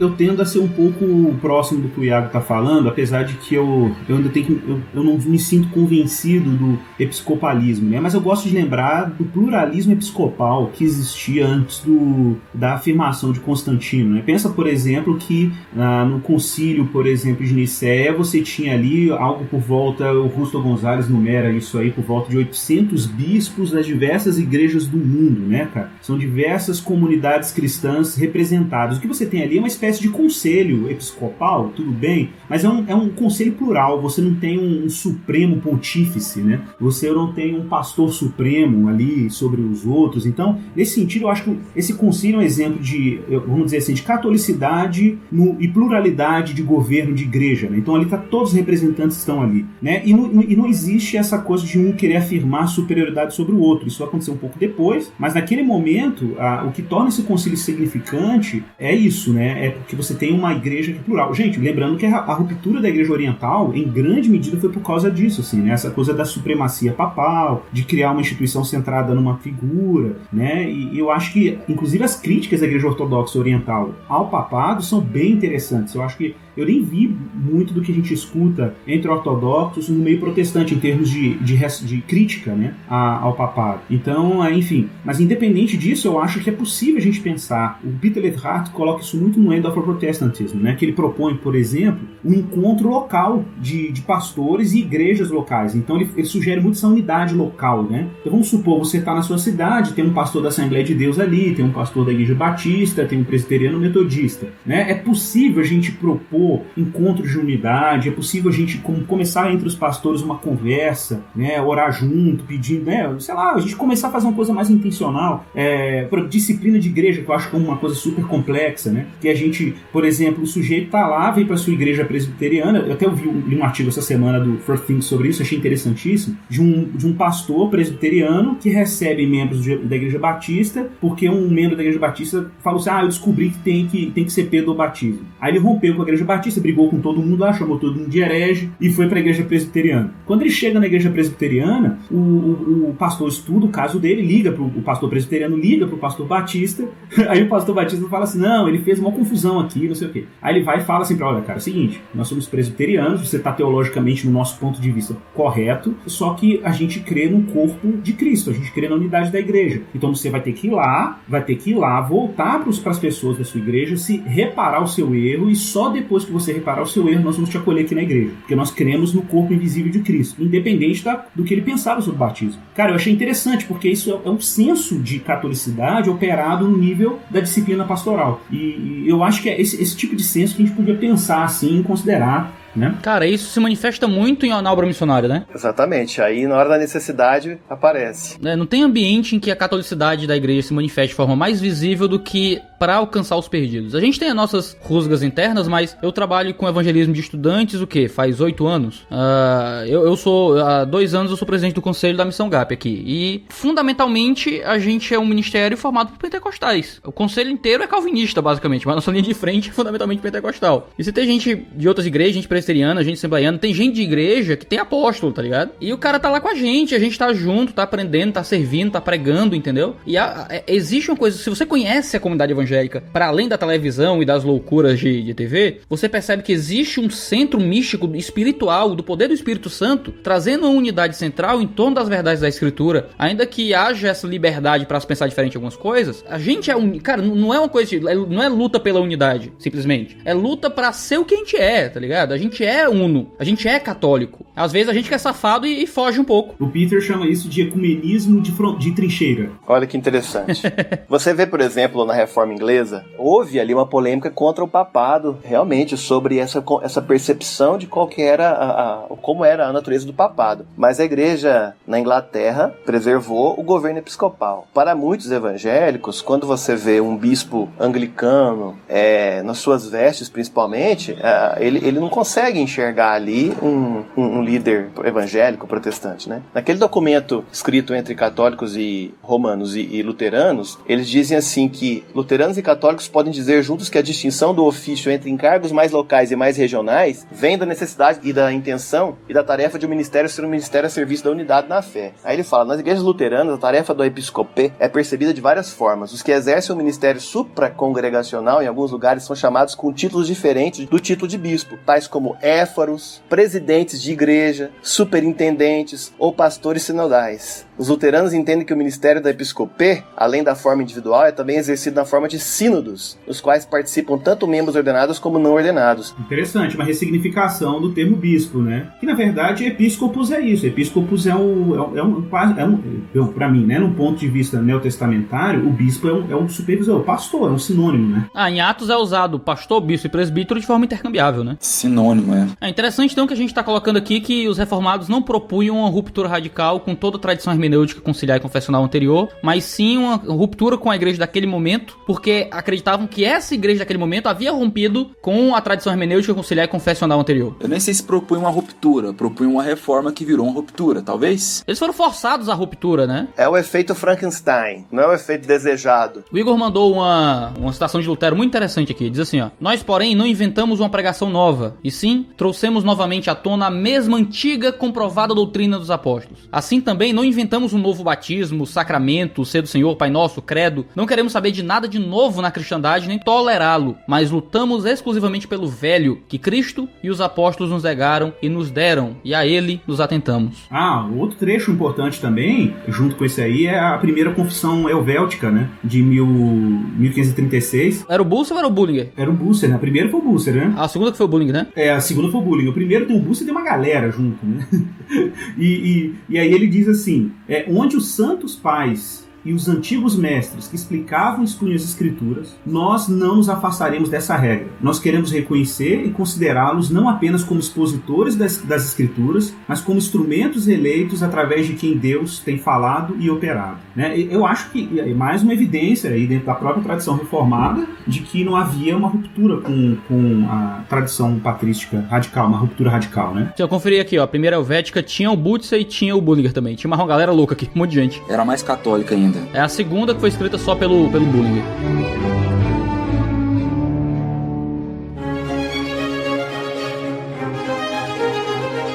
É possível a gente sustentar uma unidade católica e teológica da nossa igreja sem uma autoridade institucional central como o Papa ou o magistério da igreja? Cara, eu acho que é possível. Eu acho que é possível sim, mas a gente precisa fazer isso, pensar em critérios para viabilizar isso. Primeiro, eu acho que tem que ter um interesse autêntico por essa unidade. Cara, eu tenho muita dificuldade quando as pessoas falam sobre diálogo interreligioso, que é outro assunto, mas vamos pensar em encontros ecumênicos em que não há honestidade entre as partes em relação às diferenças teológicas. Eu já vi muita gente fazendo assim, encontro ecumênico, vamos juntar aqui, claro que a gente tem que conversar a partir do que é comum, mas tem que ter um momento ali de conversas francas sobre diferenças teológicas. Eu tenho muita dificuldade quando esse segundo momento ele é evitado, né? Eu gosto muito de citar o exemplo eu citei agora há pouco do CET, né, que é o Catholic Evangelical Together, que é um documento que houve uma participação protestante evangélica muito forte, que foi um documento que teve uma proposta inicial de cobeligerância em relação ao secularismo e ao avanço do Islã, mas que depois ele foi avançando nas conversas, nos pontos de divergência. Nós temos um documento dentro da tradição do ECT, né? ECT ou CET? Me ajuda aí, Daniel. Acho que é Evangelical and Catholic Together, né? Acho que é ECT. ECT. ECT, isso mesmo. Então, o ECT ele continua as discussões, né? Teve uma sobre a Bíblia, como que católicos e evangélicos pensam a Bíblia, e teve um recentemente, acho que foi ano passado, foi publicado no First Things sobre Mariologia. E eu falei assim, caramba, o pau vai quebrar. Mas não, cara, conversa de gentlemen, né? Tipo assim, o evangélico vai lá e coloca o que ele pensa sobre Maria, as objeções, por que a gente não concorda com toda a estrutura da Mariologia católica e tal, e coloca também lá as coisas que a gente tem que aprender, porque de fato, na reação anticatólica, em algum sentido, Maria ficou meio marginalizada dentro da teologia cristã, o lugar dela dentro da tradição bíblica e tudo, e tal. Aí o católico vai e diz por que não, Maria é importante, sei lá, tem lá o ponto de vista deles. E depois, no final, tem um documento, que não é um documento consensual, mas é minimamente conciliar, assim, entre os dois grupos, né? Em relação a isso, ninguém abre mão de nada, mas reconhece, algum grupo reconhece que o culto popular a Maria distorce um pouco a proposta, apesar de que lá no catecismo romano o culto mariano está lá, consagrado. Eu até falo assim pro pessoal, gente, na hora de vocês fazerem uma conversa com católicos romanos, tenham cuidado de não conversar com católicos romanos a partir do que a gente chama de catolicismo devocionista, porque é a mesma coisa que você conversar representando a igreja evangélica e a igreja universal. Não pode, isso não serve, né, gente? Então, assim, Não, conversa com o católico tem que ser com os cânones, tem que ser com o catecismo católico. Porque ali você sabe que, né, ali é o núcleo confessional, popular, é verdade, mas é popular, mas é baseado na tradição da igreja, em cânones oficiais, e ali você consegue conversar e saber o que realmente o catolicismo é e não espantalho. Então eu acho que é bacana esse tipo de iniciativa, porque mostra como que a gente propõe uma conversa em direção à unidade. Claro, estou falando aqui de unidade teológica. Mas eu acho que antes de a gente chegar lá no catolicismo romano, eu acho que deveria haver um esforço intra-evangélico, assim, no sentido de a gente costurar unidades, assim. A gente precisa estar um pouco melhor em termos de plataforma comum de confissão evangélica, de valorização do que significa ser evangélico, identidade, história, e a gente começar a partir para uma conversa com o católico romano. Mas eu acho que antes disso, a gente tem que ajeitar a casa primeiro. Podemos mirar nos anglicanos, nos luteranos. Claro.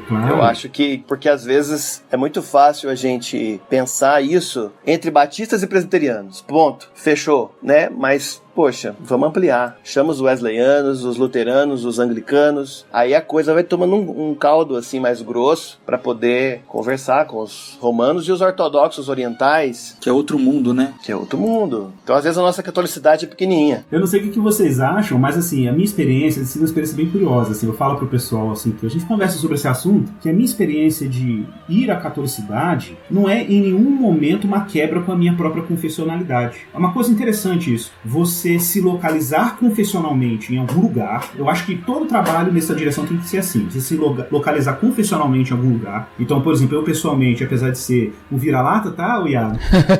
Sem pedigree. Eu não tenho pedigree, mas a gente se localiza confessionalmente, subscreve confessionalmente aí os símbolos de unidade, né? As confissões reformadas continentais. Então eu me localizo aí. É aí que eu me localizo confessionalmente. Eu consigo, a partir desse locus confessional, enriquecer a minha própria confessionalidade quando eu vou, por exemplo, lá no sacramentalismo anglicano, né? Quando eu me aventuro lá na piedade wesleyana. Então, quando a gente faz esse movimento, a gente tem uma própria novela e teologia católica romana, né? Então a gente consegue ir ali e beber desses elementos, porque Deus não depositou todas as riquezas na minha confissão, tem que ter essa modéstia, né, de admitir isso, mas é onde que eu me localizo melhor, vamos dizer assim, em termos confessionais. Mas é a partir desse locus que eu consigo ir até outras tradições e dialogar com elas, e aprender com elas também, e trazer algum tipo de riqueza dessas tradições para a minha própria confessionalidade. Esse é um movimento que eu acho que é muito bacana de fazer também. Mas é a partir desse locus que pessoas como você poderiam renovar o movimento ecumênico.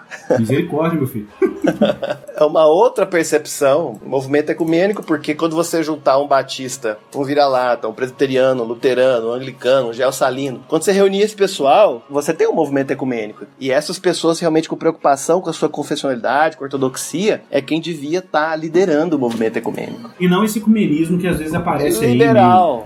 aí. Liberal com liberal, né? Aí, assim como a Igreja Católica Romana toma para si, ela detém nas suas mãos ilegitimamente a noção de catolicidade, o movimento ecumênico liberal toma para si não só a noção de ecumenicidade, mas toma para si também as próprias riquezas litúrgicas da igreja. O lecionário, o calendário cristão, leitura dos salmos, os credos, a salmodia, né? O saltério está nas mãos deles, os melhores documentos, livros, editoras, a linguagem, a literatura às vezes está na mão dessas pessoas.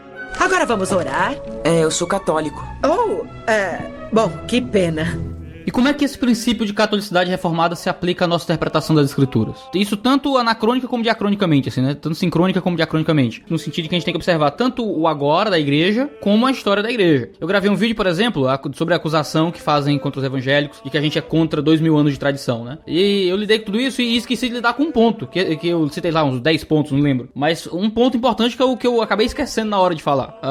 De que a gente, por mais que a gente se levante contra muitos pontos de tradição da história da igreja, coisas que tradição assim, né, de costumes que foram se estabelecendo e virando doutrinas dominantes, que muitas vezes não tinham poder, só eram não pelo poderio bíblico, mas simplesmente porque foi a doutrina que ganhou dentro de um contexto institucional católico, romano, mas muita coisa ao longo da história da tradição a gente não tá se opondo. Quando a gente cria essa pretensa ruptura, que é ruptura mais ou menos, a gente não tá indo contra a deidade de Cristo, trindade, inspiração e autoridade da escritura. Existe um núcleo de ortodoxia muito sério que a gente permanece, a gente não tá indo de de encontro a esse tipo de coisa. Mas como é que funciona a nossa catolicidade na interpretação da escritura nesse contexto? A gente não tem uma força una que nos diz o que é que a gente deve crer. Então como é que funciona isso? O Van Hooser lida muito com isso, né? Talvez esse movimento de catolicidade reformada na interpretação das escrituras faz com que a gente leia as escrituras em companhia de irmãos e irmãs ao longo da história. E isso não faz com que eu menospreze só a escritura, faz com que eu julgue os que os irmãos e as irmãs ao longo da história falaram a respeito da escritura pela própria escritura. Mas também faz eu considerar que há uma herança a ser resgatada, a ser absorvida e a ser usufruída também. Então,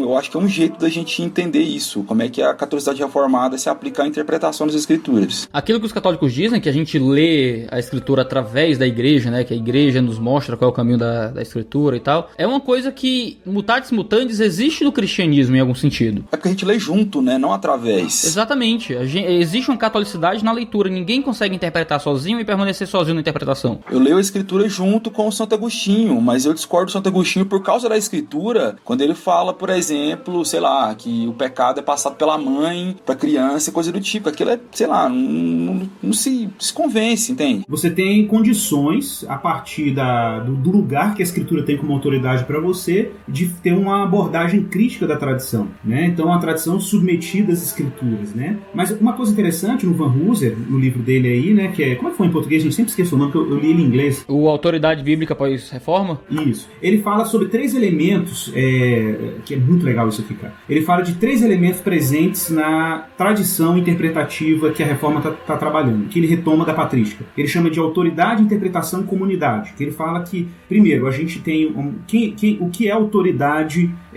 interpretativa das escrituras. Aí ele retoma aquela noção protestante de que a escritura interpreta a escritura. E ele fala, tá bom, a escritura interpreta a escritura, mas o que te livra de uma arbitrariedade? O que te livra de uma arbitrariedade, aí ele vai para a interpretação. É que a gente tem uma longa tradição interpretativa. Além de ser uma longa tradição interpretativa, Deus continua equipando a igreja com mestres. Deus continua, isso é obra do Espírito, né? Eu gosto muito do que João Calvino fala nas Institutos, lá no 4º livro dele. Ele fala, eu tenho até uma citação na íntegra aqui, ele diz assim: hoje o Senhor deseja que nos apliquemos não somente a leitura pessoal, mas também a audição dos mestres que por ele estabelecidos para nos auxiliar nesse mistério. E há nisso uma dupla utilidade. Por um lado, é prova de obediência ouvirmos os seus ministros como se ele mesmo estivesse a falar, e por outro, assim fazendo, Deus leva em consideração nossa fraqueza, pois mediante seus intérpretes, ele nos fala de modo humano, preferindo nos atrair pelos homens que nos aterrar manifestando sua majestade. Portanto, mostram-se ingratos os que acham que a autoridade doutrinal é diminuída pela condição daqueles que foram chamados a ensinar. Na verdade, entre tantos excelentes dotes com que Deus ornou o gênero humano, digno de admiração é ele consagrar para si a boca e a língua dos homens e nelas fazer ressoar a sua voz. Impelidos pela soberba, pela presunção e pela inveja, muitos se persuadem de que farão maiores progressos lendo ou meditando em particular que participando dos cultos públicos por considerá-los desprezíveis e inúteis. Aí é o outro ponto que não está citado no Van Hooser, e eu não sei porque que ninguém cita esse trecho das Institutos. Eu achei isso nas Institutos, eu achei tão extraordinária essa citação, porque ele fala justamente sobre o papel da comunidade cristã na interpretação das Escrituras e o papel daqueles que Deus instituiu como mestres na igreja, com a capacidade interpretativa, com compreensão teológica, para poder educar a igreja e instruir a igreja no que a Escritura significa. Quem são esses mestres? Pessoas com dom, com capacidade dada por Deus, versados em línguas bíblicas ou que compreendem a Escritura. É o teólogo público lá do Van Hooser, né? Que ele cumpre esse papel de auxiliar a igreja no sentido catequético, né? Para que ela possa compreender o que é a longa tradição e, inclusive, o que novos empreendimentos teológicos têm sido feitos, né? Trazendo riquezas culturais, linguísticas, históricas, estão produzindo para a igreja caminhar na unidade da fé. Isso é legal porque lembra aquele texto de Jesus, né? Jesus falou assim que o homem sábio, né? Ou o escriba sábio é como um pai de família que tira do seu baú coisas velhas e coisas novas, né? Então eu percebo assim que o papel da interpretação bíblica evangélica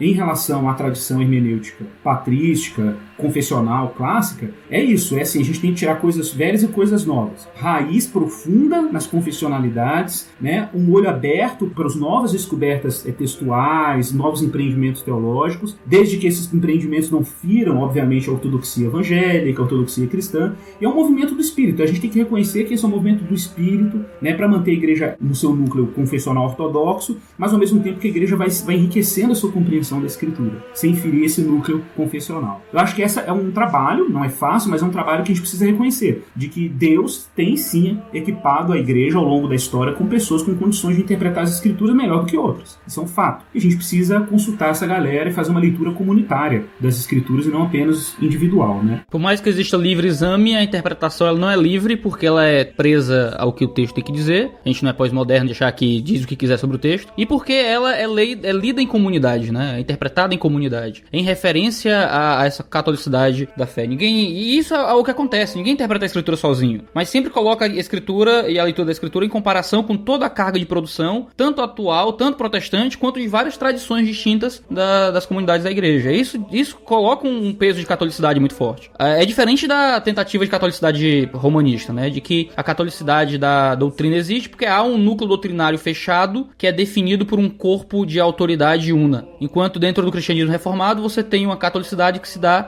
de forma muito mais orgânica nessa relação entre os cristãos como igreja, que é a coluna da verdade, juntos chegando, lançando várias luzes distintas sobre o texto para chegarmos juntos num consenso a respeito daquilo que é elemento de fé.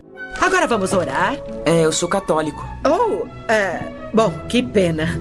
No meio católico, eu percebo uma coisa curiosa. É verdade que no nível doutrinário, catequético, teológico, vamos dizer assim, canônico, a coisa passa por aí. Mas quando você vai para a academia católica, cara, é curiosíssimo, assim. Às vezes o teólogo católico, ele lê intérpretes evangélicos e até esquece que o cara é evangélico, né? Então, por exemplo, cara, a editora Loyola publicou o livro do Alistair McGrath, né? Eu vi uma resenha do livro do Van Hooser, The Drama of Doctrine, o Drama da Doutrina, quando nem existia em português, né, ainda, foi feito pelo falecido Padre Libânio, né? Que é um cara da Teologia da Libertação, tudo bem, mexia com ética e tal, mas eu até tive um prazer de estar com ele no programa de TV muitos anos atrás aí, mas o Padre Libânio fez ele fez uma sinopse, né, uma resenha crítica do Drama da Doutrina do Van Hooser, assim. Olha só. Né? Então, cara, interessante. Então, veja, na verdade, até no campo da teologia não existe muita dificuldade, assim, de aproximação interconfessional no que tange a interpretação bíblica, né, dentro do catolicismo romano. Claro que quando a gente chega no nível dos cânones, né, do catecismo, a conversa muda bastante. Uma coisa que é necessário lembrar que o próprio Concílio Vaticano II, que fez muitas mudanças dentro da Igreja Católica no século XX, absorveu parte de muita coisa dos últimos 500 anos, né, últimos 400 anos aí antes do concílio.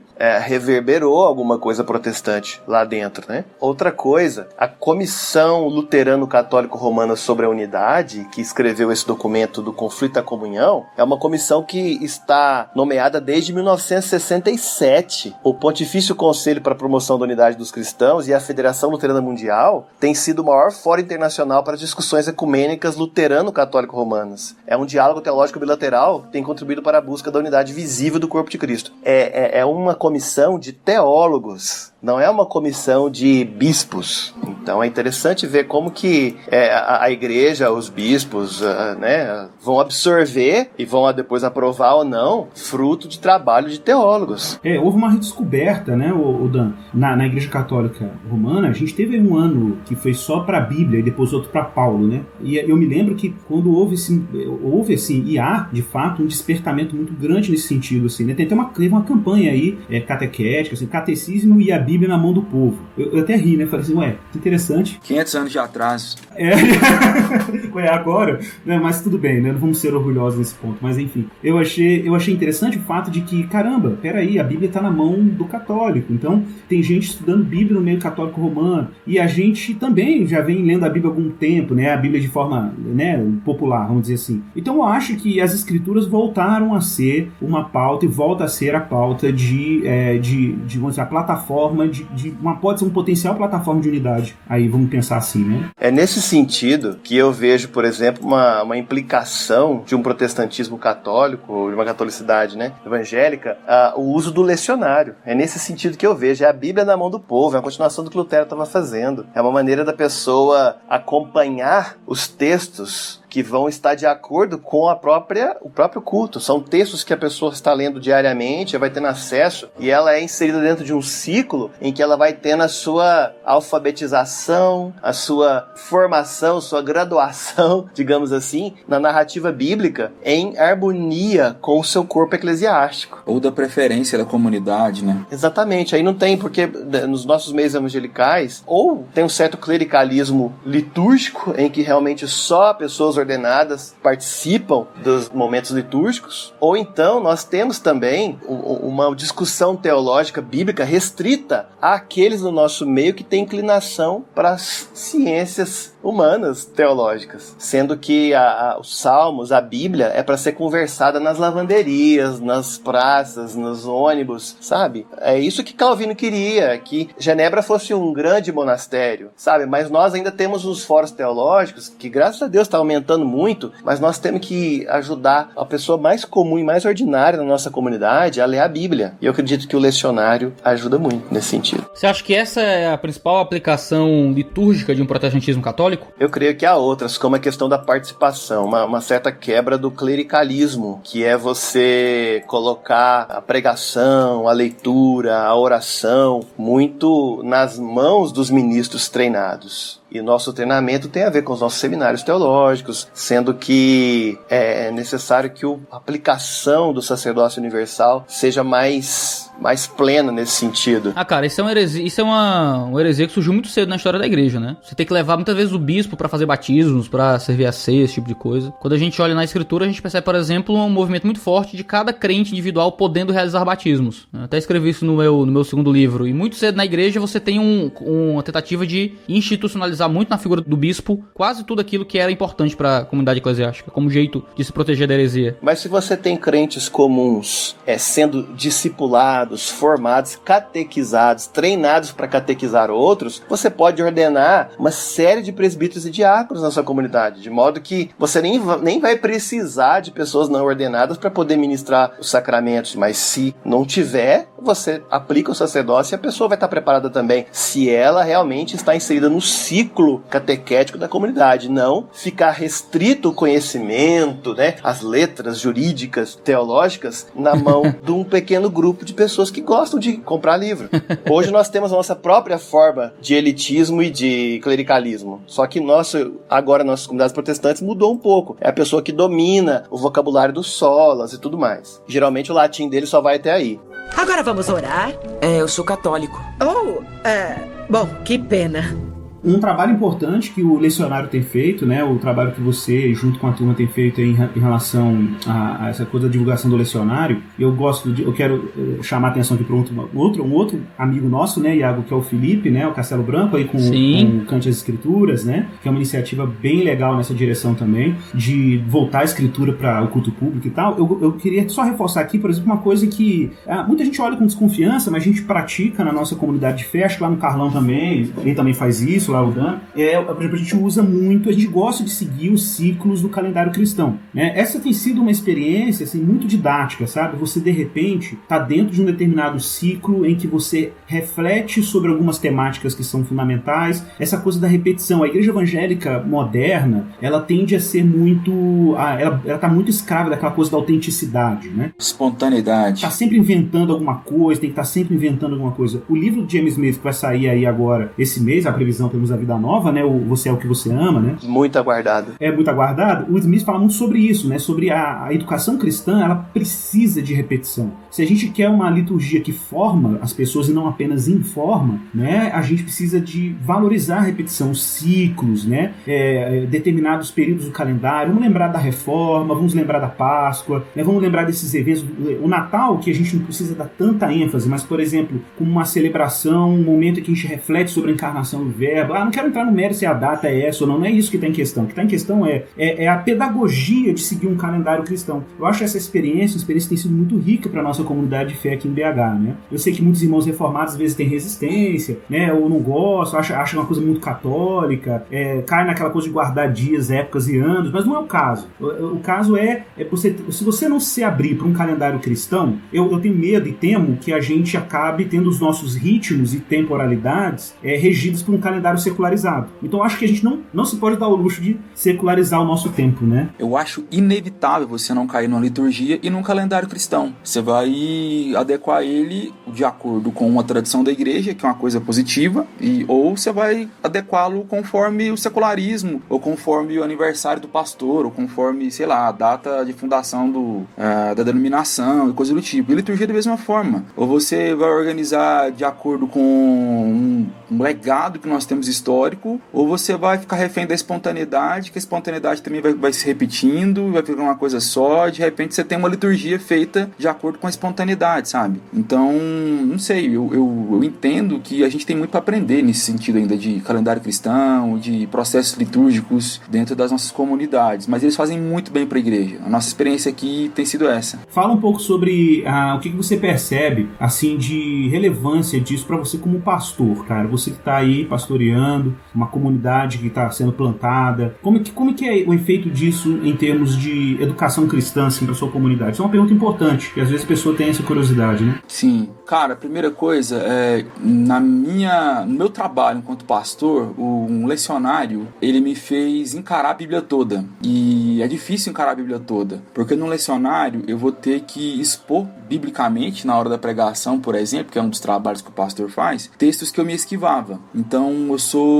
sou obrigado a encarar as escrituras de forma bem sistemática, cíclica, constante, mantendo um ritmo sobre ele, sabe? A outra coisa é a questão da repetição na hora da liturgia e seu aspecto formativo. A repetição forma mesmo. Quando a gente está falando de repetição, não está falando de coisa meramente do acaso ou escolhida de acordo com o nosso capricho. A gente está falando da repetição de todo domingo a gente ter a leitura do Salmo pública, de todo domingo a gente ter a leitura pública das Escrituras de uma parte do Antigo Testamento considerável, da gente ter uma leitura pública de uma das epístolas, de uma parte das epístolas, da gente ter a exposição do Evangelho, ou a exposição de outro trecho da Bíblia. Então isso a longo prazo, e a gente está acostumado a querer coisas a curto prazo que vai mudar a igreja, né? A gente está viciado nesse tipo de orientação, mas isso a longo prazo tem um aspecto formativo, assim, notório na comunidade, sabe? A comunidade fica mais forte, parece que ela tem uma dieta equilibrada ao longo do tempo que faz muito bem para ela. Essa tem sido a nossa experiência. Você falou aí sobre se abrir, Igor, para algumas coisas. Eu acredito que falar em catolicidade leva a falar de unidade e leva a falar de você realmente fazer essa autocrítica para abrir mão de alguns preconceitos. É necessário que a gente não negue a nossa história. Um aspecto disso, por exemplo, nós sabemos que a igreja durante muitos séculos falou latim. Parece que nós usamos o latim para falar dos 5 solas e depois não queremos mais nada de latim nas nossas considerações. O pós-tenebras lux.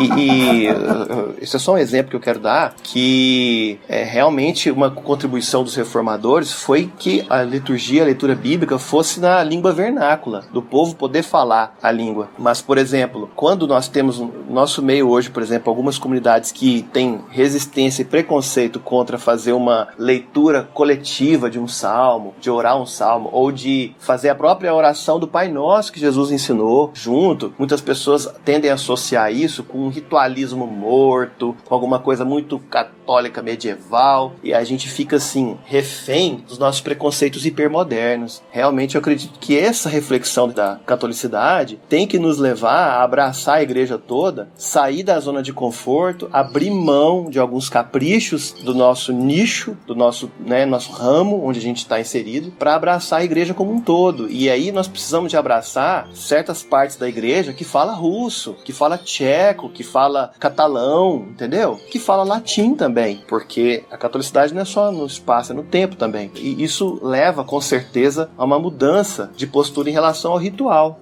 Agora vamos orar? Eu sou católico. Bom, que pena.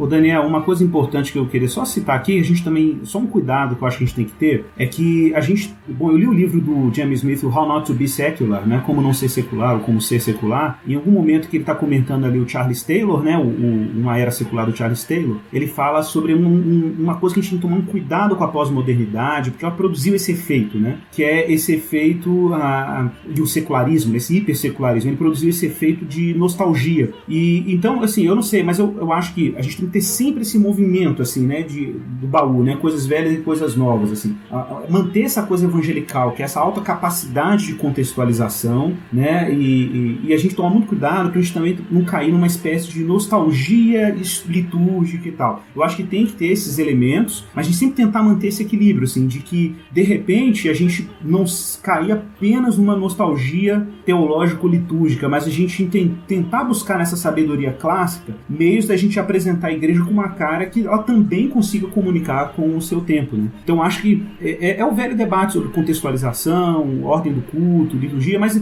sem entrar no mérito da questão, adicionar esse elemento, né, da cautela da contextualização, da cautela da gente ter condições de comunicar o evangelho e comunicar Cristo, o evangelho, com aquela habilidade que o evangelicalismo realmente tem, que é uma virtude, né? Que é essa capacidade encarnacional de tornar Cristo claro, transparente, né, e nitidamente compreendido, né? Só uma ressalvinha pequenininha. Sim, eu acho que o evangelicalismo, o evangélico tem condições de adaptação e de contextualização melhor, mas ele tem que ter consciência de que ele está contextualizando um evangelho antigo. Quando ele está fazendo a leitura pública da escritura, às vezes está fazendo a leitura pública da escritura com o iPhone, com o iPad, mas ele está falando a leitura pública de um texto hebraico, 4.000 anos. Isso ele tem que estar com essa consciência. Outra coisa de uma herança que nos faz distintamente reformados, assim, e satisfeitos com isso também, é a centralidade do púlpito, né? A centralidade da pregação, a gente querendo o poder da pregação.